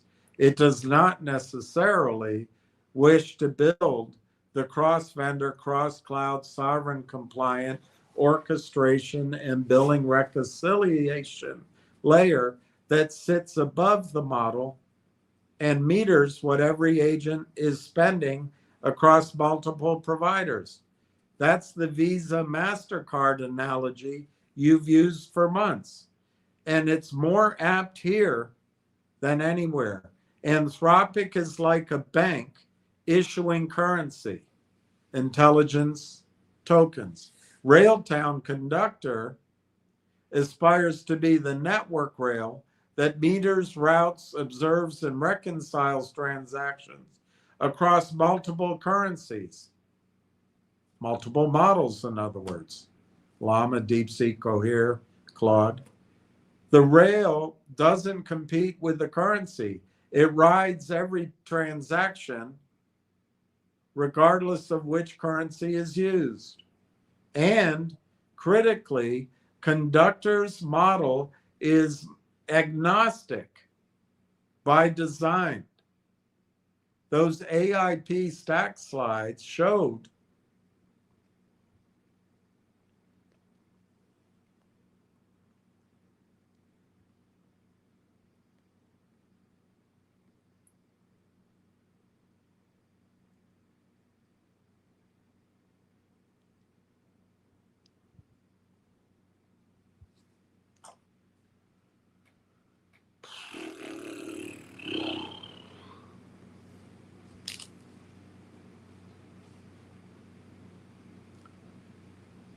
Llama's DeepSeek Cohere running through Conductor on Telus. If Claude becomes the dominant standard, Conductor routes Claude workloads and meters them. If DeepSeek wins on cost, Conductor routes those. The orchestration layer is neutral as to which model wins. That neutrality is what lets it go along for the ride, no matter which model is used. First, neutral orchestration layer for agent-to-agent commerce is an enormous contested prize. Every major player wants it. Google's ADK, Microsoft's Agent Frameworks, Salesforce's Agent Force, LangChain, and Anthropic's own MCP protocol are all reaching for pieces of this. Railtown is a microcap competing in a category where trillion-dollar companies are also building. Conductor, being technically capable, is not the same as Conductor winning the standard. Secondly, Anthropic's MCP model, context protocol, is itself becoming a de facto standard for how agents connect to tools and data. Conductor supports MCP, which is good.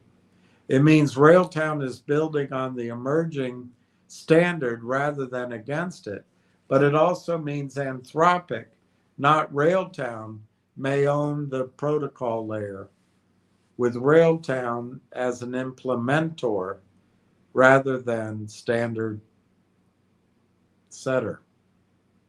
Thirdly, Railtown's actual edge isn't being the global standard, it's being the sovereign Canadian implementation of those standards on TELUS infrastructure for customers who legally cannot use US hosted alternatives. That is a real defensible moat.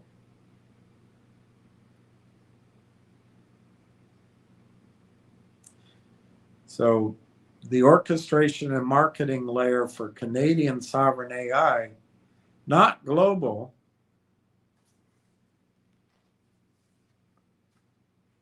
is achievable for a micro cap.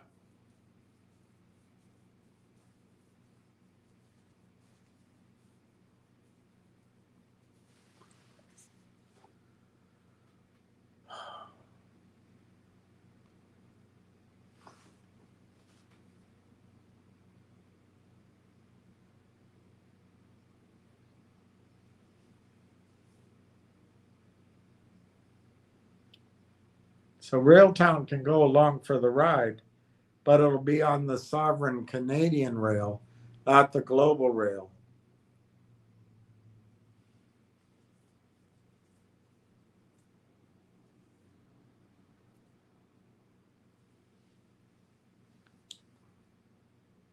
Conductor's model agnostic, MCP compatible architecture means it benefits whether Claude wins, DeepSeek wins, or the market stays fragmented. It rides the agentic transaction volume regardless of which model provider captures it. That's the durable position. The token explosion from the earlier article, the agentic platform repricing from the Salesforce ServiceNow article, and the agent-to-agent commerce standard layer becomes more all point. God. From this article, all point to the same place. The orchestration, metering, and observability layer becomes more valuable as agents proliferate, independent of what model wins.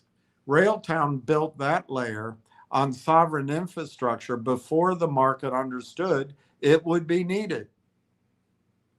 The realistic prize isn't Railtown becomes the global visa of AI. That's what I want.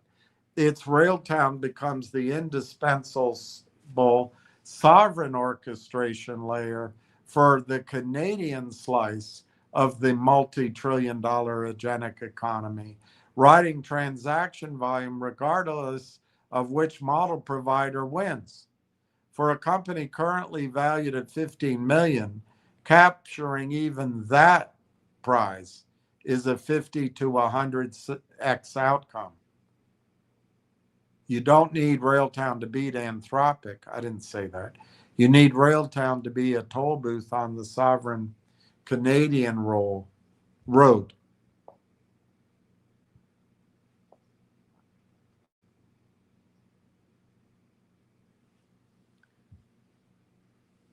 Lily Clemente used to say, go global, and I agree with her. Of course, Railtown has enough on its plate, its table. Greedy me wants the whole feast. Lily Clemente was right too.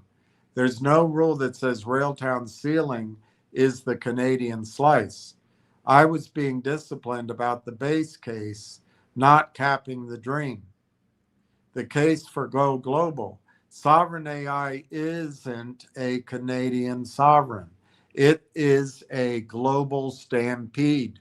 Every country that isn't the United States or China is suddenly desperate for sovereign AI infrastructure, data residency, freedom from the US Cloud Act, freedom from Chinese surveillance concerns. The EU wants it. The Gulf states wants it. And that's my friend Sari. That's Sari's world directly. Anyway, India wants it. Southeast Asia wants it. Japan, Korea, Australia, Brazil. Every one of them is building or buying sovereign AI capacity right now. And here's the structural beauty. The orchestration and metering layer Railtown built for TELUS in Canada is not Canada-specific technology. Conductor doesn't know or care that it's running on Rimouski versus sovereign data centers in Abu Dhabi or Frankfurt or Mumbai. The model agnostic, MCP compatible sovereign deployment architecture that works on TELUS works anywhere a sovereign AI factory gets built. Canada is the proof of concept. The world is the market. If Conductor becomes the reference implementation for, quote, how you orchestrate, meter, and observe agentic workloads on sovereign infrastructure, unquote, and it gets battle hardened on TELUS first, then every other sovereign AI build out on the planet is a potential deployment. And you've already got the network partners to distribute to.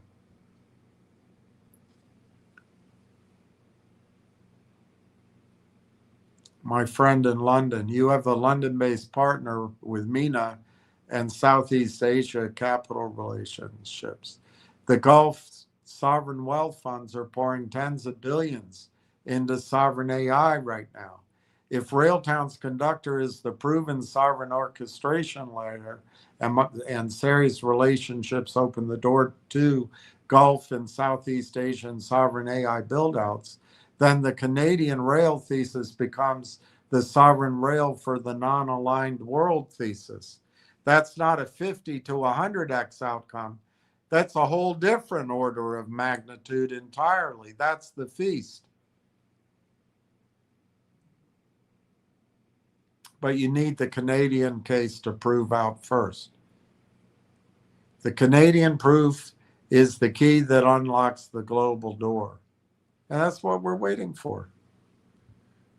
That's what we've been waiting for.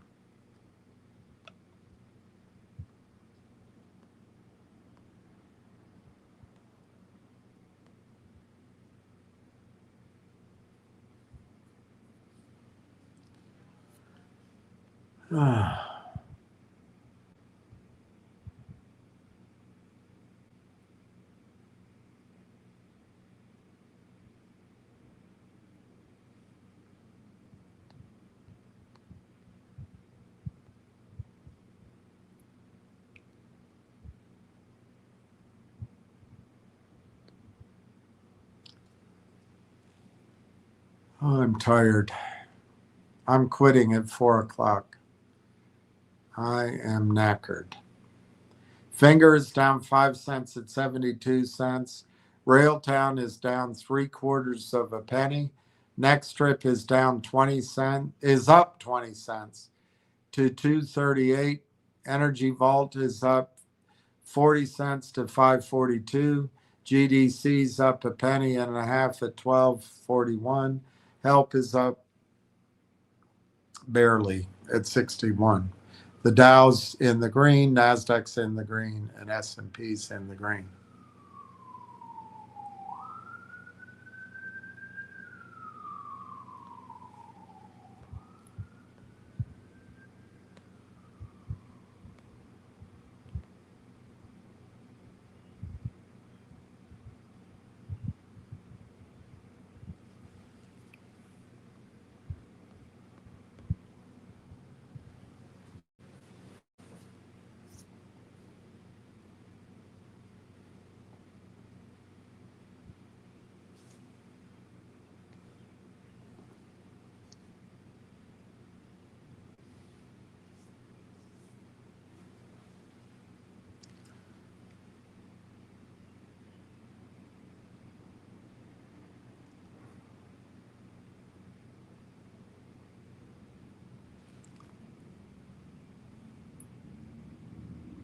I think I skipped a row. And is it worth going back and getting it? I guess it is. I guess it is. My guess is it is worth going to go back and getting it. And I'm just so tired. I'm so tired. I haven't slept a wink. And I curse Sir Walter Raleigh. He was such a stupid git. No, no, no. I'm so tired. I haven't slept a wink, and I curse Sir Walter Raleigh. He was such a stupid kid. No, no, no.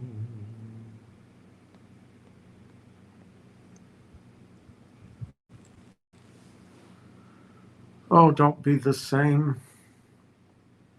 Ah, good. I think that's right.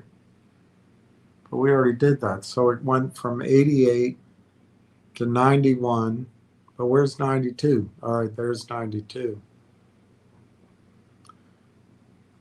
All right. The base case for Railtown is it becomes the indispensable Canadian sovereign orchestration layer, 50 to 100x from here. Shouldn't we wait for the company to handhold us? The bull case is the Canadian proof becomes the global reference.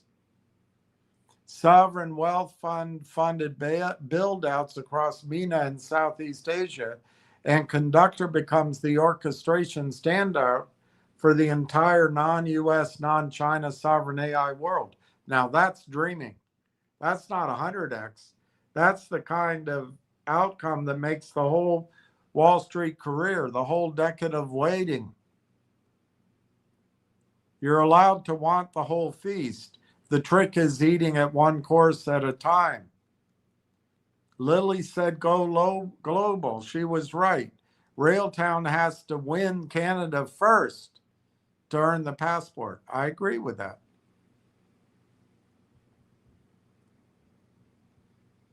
And Lucky apparently agrees with me. And it's no joke. How many orchestration and metering layer companies truly have a neutral product? How many of these companies can retail investors invest in? This is exactly the kind of competitive landscape check that separates a real thesis from a hopeful one. This is the reality check the thesis needs. The orchestration observability space is crowded and getting more and more crowded quickly. The neutral orchestration and metering layer is not an empty field Railtown has to itself. It's one of the most contested categories in all of enterprise software right now.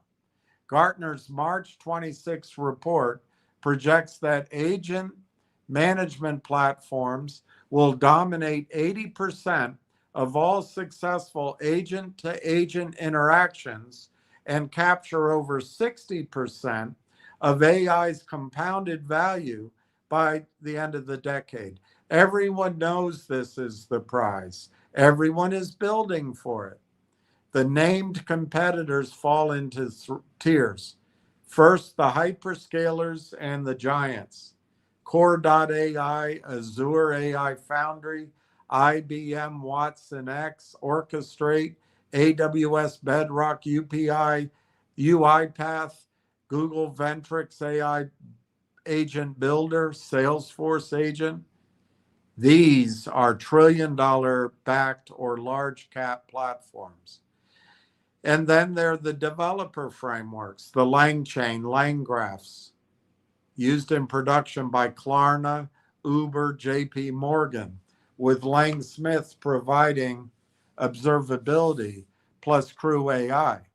These are venture-funded private companies with massive developer adoption.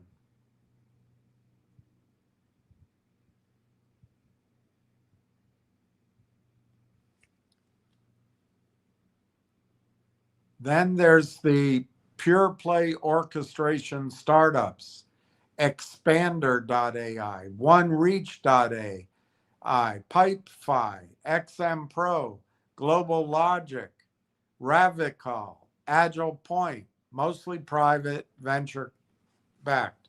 Here's the important nuance. Most of these are not neutral.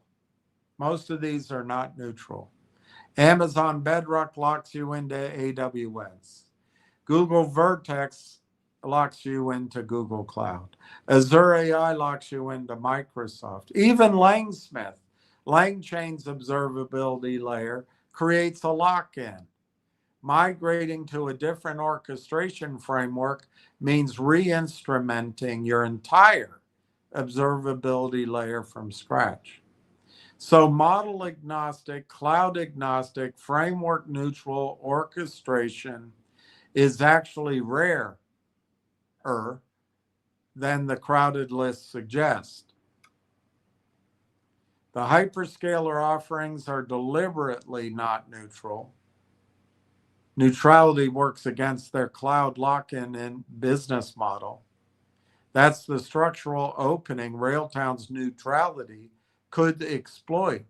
A genuinely neutral layer is a valuable commodity precisely because the giants can't be neutral without cannibalizing their own cloud revenue.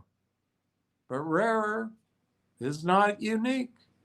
Expander AI explicitly markets, quote, connect agents to any enterprise system, deploy on any cloud, orchestration,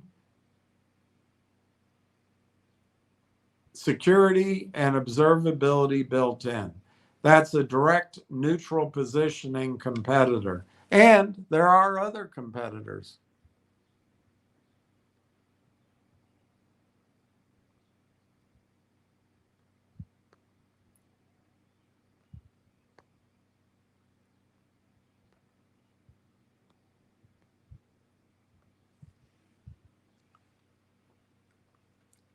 How many could retail investors buy of these companies? This is where the picture changes completely. And this is where your instinct is sharp. Almost none of them is independently investable by retail. The neutral players, Expander.ai, Core AI, OneReach AI, Crew AI, LangChain, are all private, venture-backed, not on any exchange. Retail cannot buy them. The capable platforms that are public are buried inside giants. Datadog and Dynatrace for observability, ServiceNow with its AI Agent Studio, plus Microsoft, Google, Salesforce, IBM UPath. But buying Microsoft to get Azure AI Foundry or Salesforce to get Agentforce gives you a rounding error of exposure diluted across trillion-dollar conglomerates. The orchestration layer is a tiny fraction of those companies. You're not getting a pure player bet. So the answer to your question is striking. The number of publicly traded, retail investable, neutral, pure play agentic orchestration companies is small. Probably close to one that a retail investor can actually buy as a focused bet. That's a better thesis than Railtown is the only neutral layer. Railtown is almost certainly not the only company building neutral orchestration. The technology is being built by dozens of teams. What makes Railtown unusual is the combination of three things which rarely co-occur.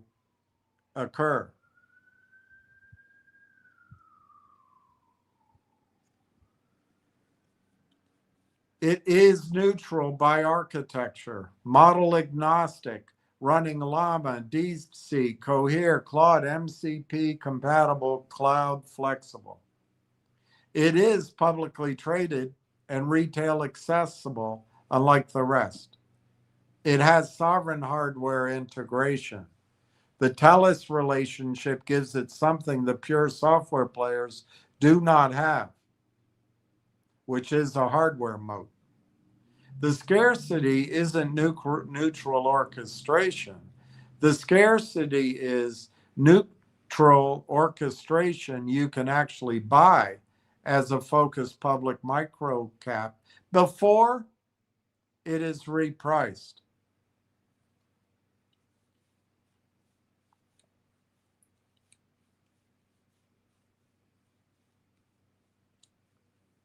The giants of distribution Railtown can't match.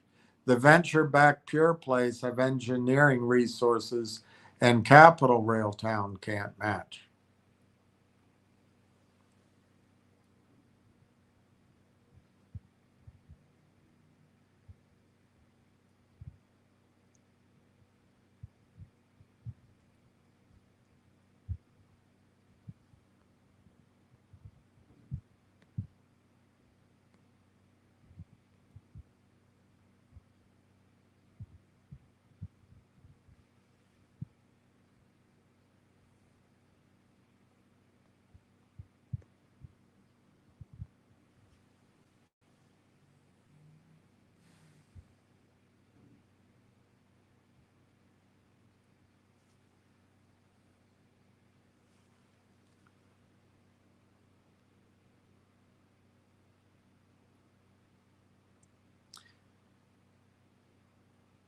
The number of publicly traded retail investable neutral pure play agentic orchestration companies is small.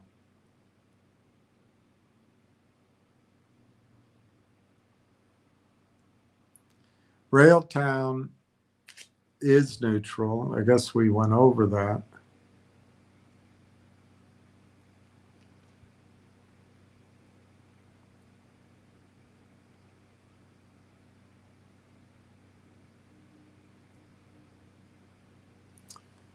The venture capital back plays have engineering resources Railtown can't match. Railtown's defensible wedge is we are the sovereign retail accessible neutral layer for the Canadian and allied sovereign market that US hyperscalers can't serve. The answer reframes the thesis honestly. Railtown isn't special because neutral orchestration is rare. It's special because publicly traded retail accessible sovereign integrated neutral orchestration is rare. The pure plays that could compete are locked in private venture rounds. The public options are diluted inside giants.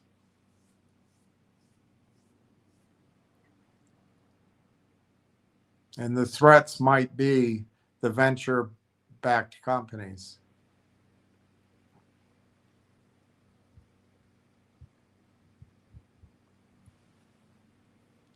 So I asked, how many luxury manufacturers, car manufacturers, are there? How many wealth management companies? How many investment banks? How many fund groups? Big markets, many wealthy players.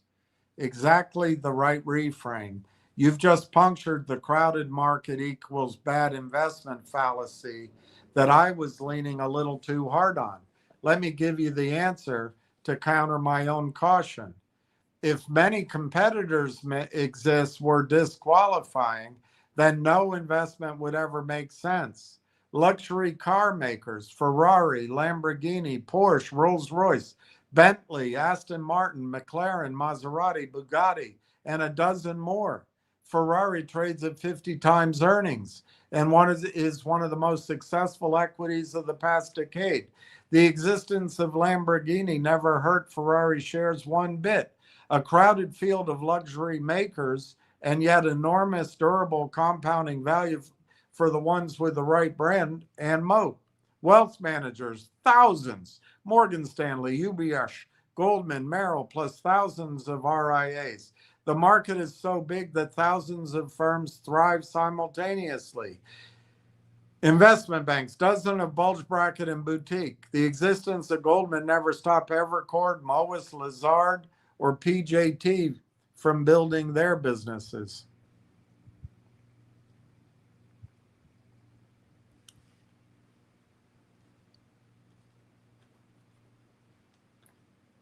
Fund groups, BlackRock, Vanguard, Fidelity, literally thousands of asset managers. In a large and growing market, many competitors is not a bear signal.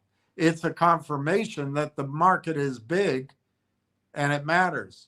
The relevant question is not how many players are there, it's what is the total addressable market and is it large enough that multiple winners can thrive?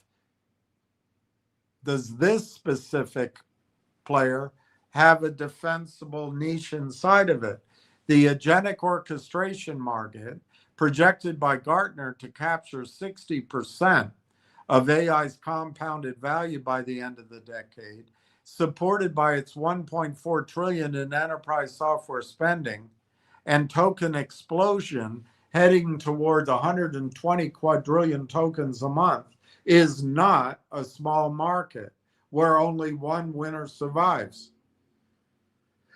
It is a market potentially larger than the entire luxury car industry, the entire investment banking industry, and possibly larger than traditional asset management. In a market of that size, the existence of Core, Expander, LangChain, IBM, Salesforce does not doom Railtown any more than the existence of Lamborghini doomed Ferrari. They can all win. The pie is enormous, and the pie is growing at 41% annually.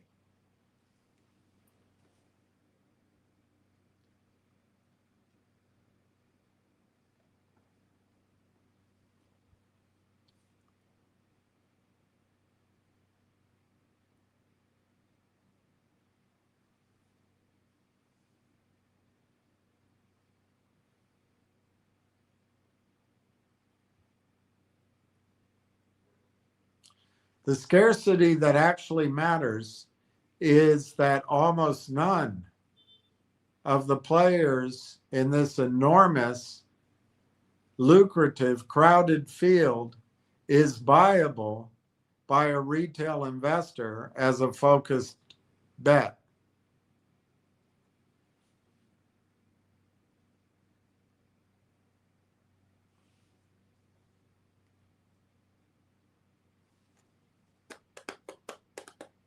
Lily Clemente said, go global.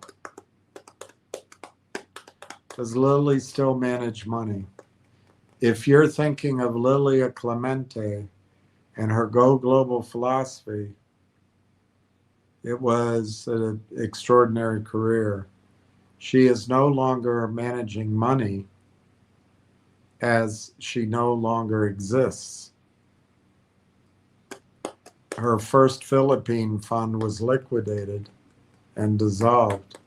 But what a career it was. And remembering her Go Global slogan mattered.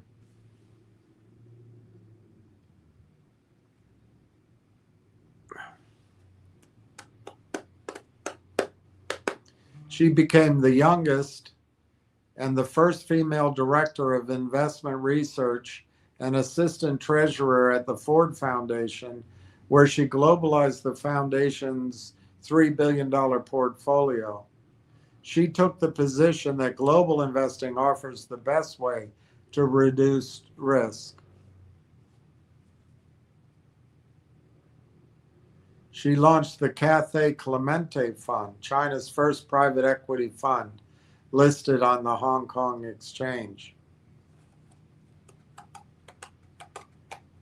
She was a pioneer of getting Western capital into emerging and frontier markets before anyone thought it was investable.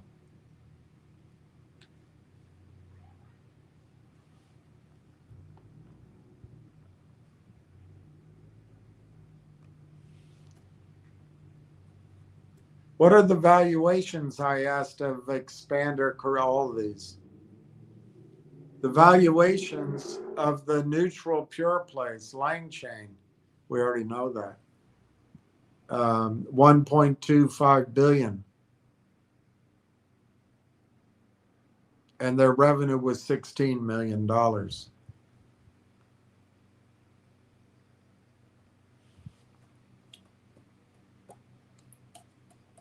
Read that carefully. Lang Chain is valued at 1.25 billion on 16 million of annual recurring revenue. That's roughly a 78x revenue multiple for a neutral orchestration and observability platform. Core AI raised 234 million across several rounds.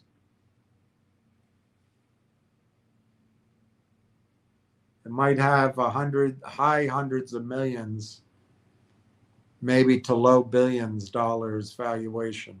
Crew AI, Expander, Tel Aviv.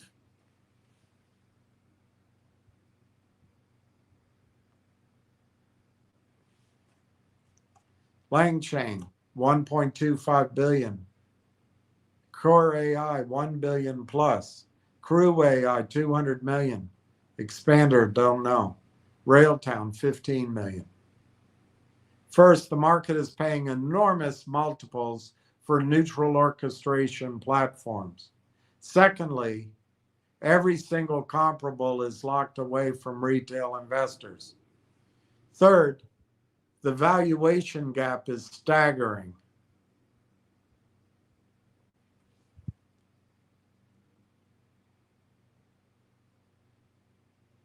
LangChain is valued at 60 to 80 times Railtown's entire market cap. If Railtown ever demonstrates even LangChain comparable revenue with its software hardware differentiation, the comparable multiple isn't 2 or 3x re-rating. The private market is pricing this category at 78x revenue. It does not mean Railtown's worth 1.25 billion.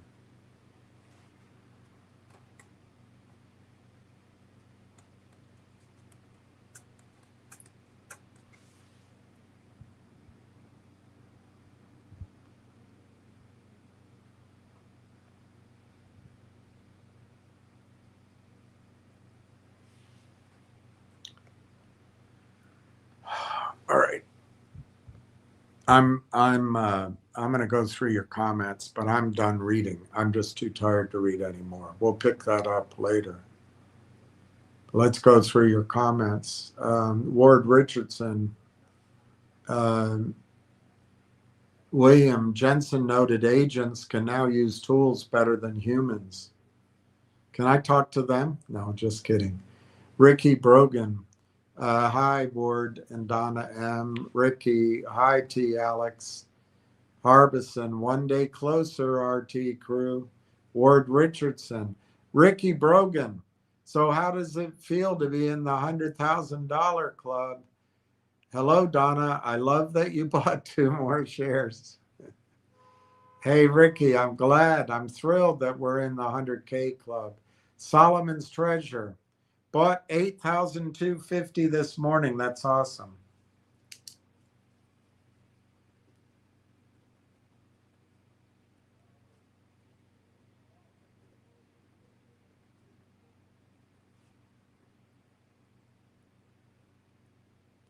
Good for you. I'm sitting on 50K. I can smell retirement in the air. Thanks, Uncle Bill. Well, you deserve it, Solomon. Solomon's Treasures. Richard K. Good afternoon, William and Lucky. Good afternoon. Donna M.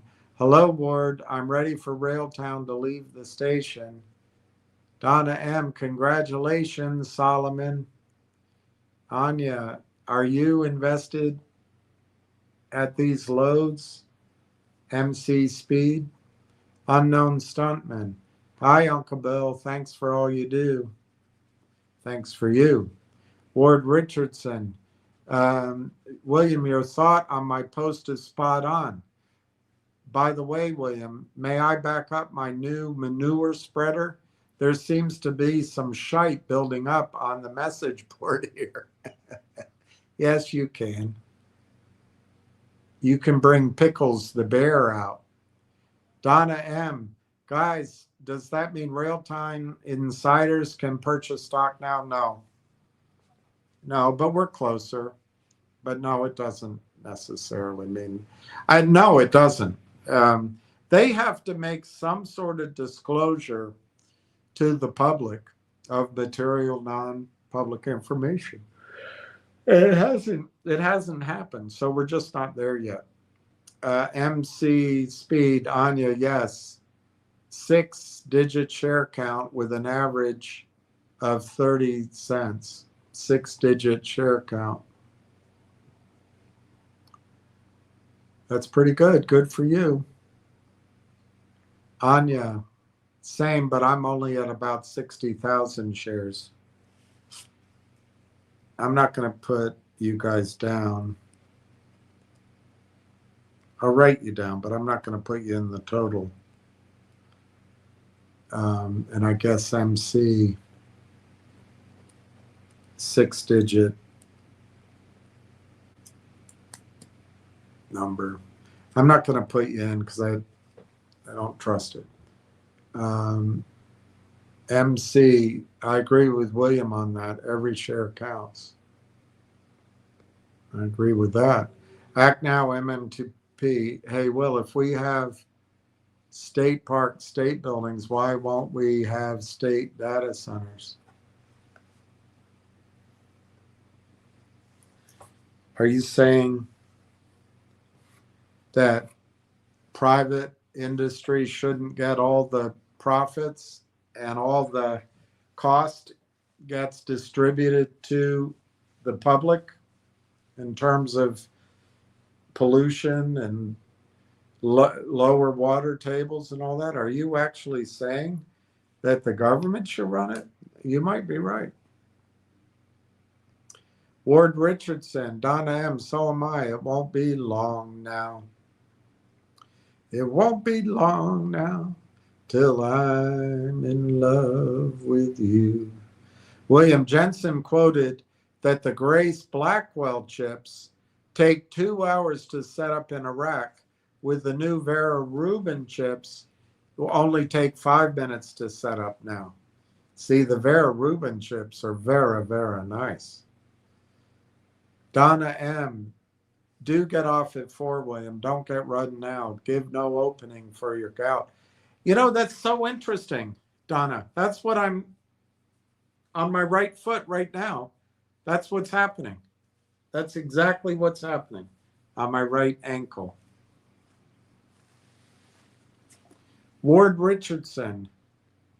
Jensen will speak about 1 through 3 layers June 2nd, 4th layer June 3rd, 5th layer June 4th.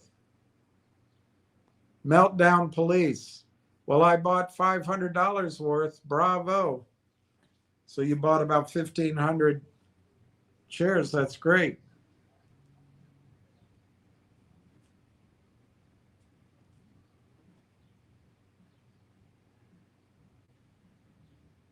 That's awesome, Meltdown. That's great. Solomon's Treasure. Thank you, Donna. All right, that's the end. Looks like this is the end. Yeah, I can pick up where I left off. Ricky sent me the earnings, and I have them there to go over with you, but I didn't get to it.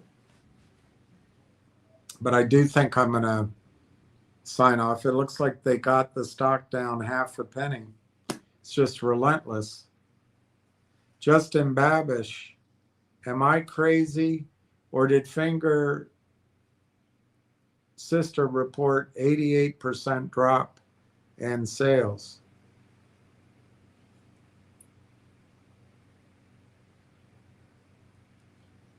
Finger Sister.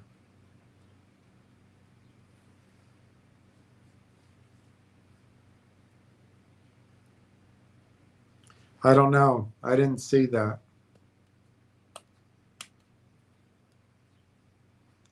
What's a little concerning about Finger is, and I don't know how to find it. Do you do it by charts?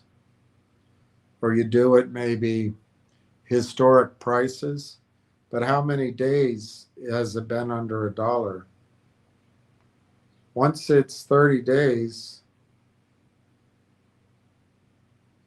that glorious exchange NASDAQ will allow the shorts to win by causing a reverse split to be necessary, or they'll just delist it.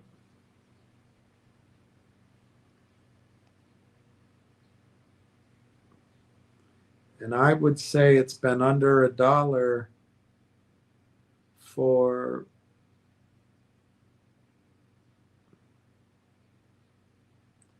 1, 2, 3, 4, 5, 6, 7, 8, 9, 10, 11, 12 days.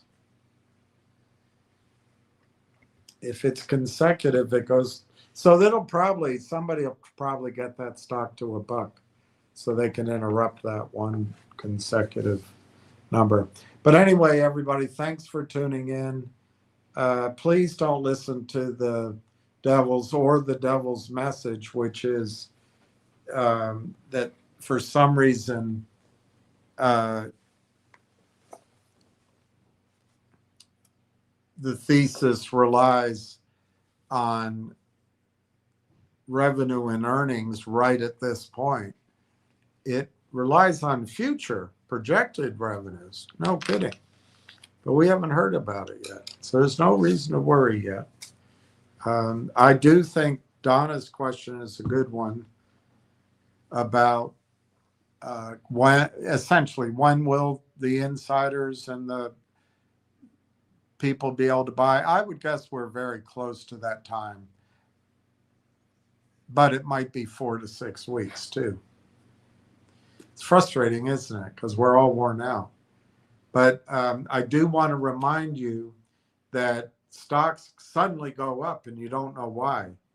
And that could happen here. So I wouldn't tarry, I wouldn't dawdle, and I would own my shares. So with that, I'm going to wish everybody peace. I'm completely beat, so I'm going to sign off. We'll talk, I'm sure, tomorrow. Ciao.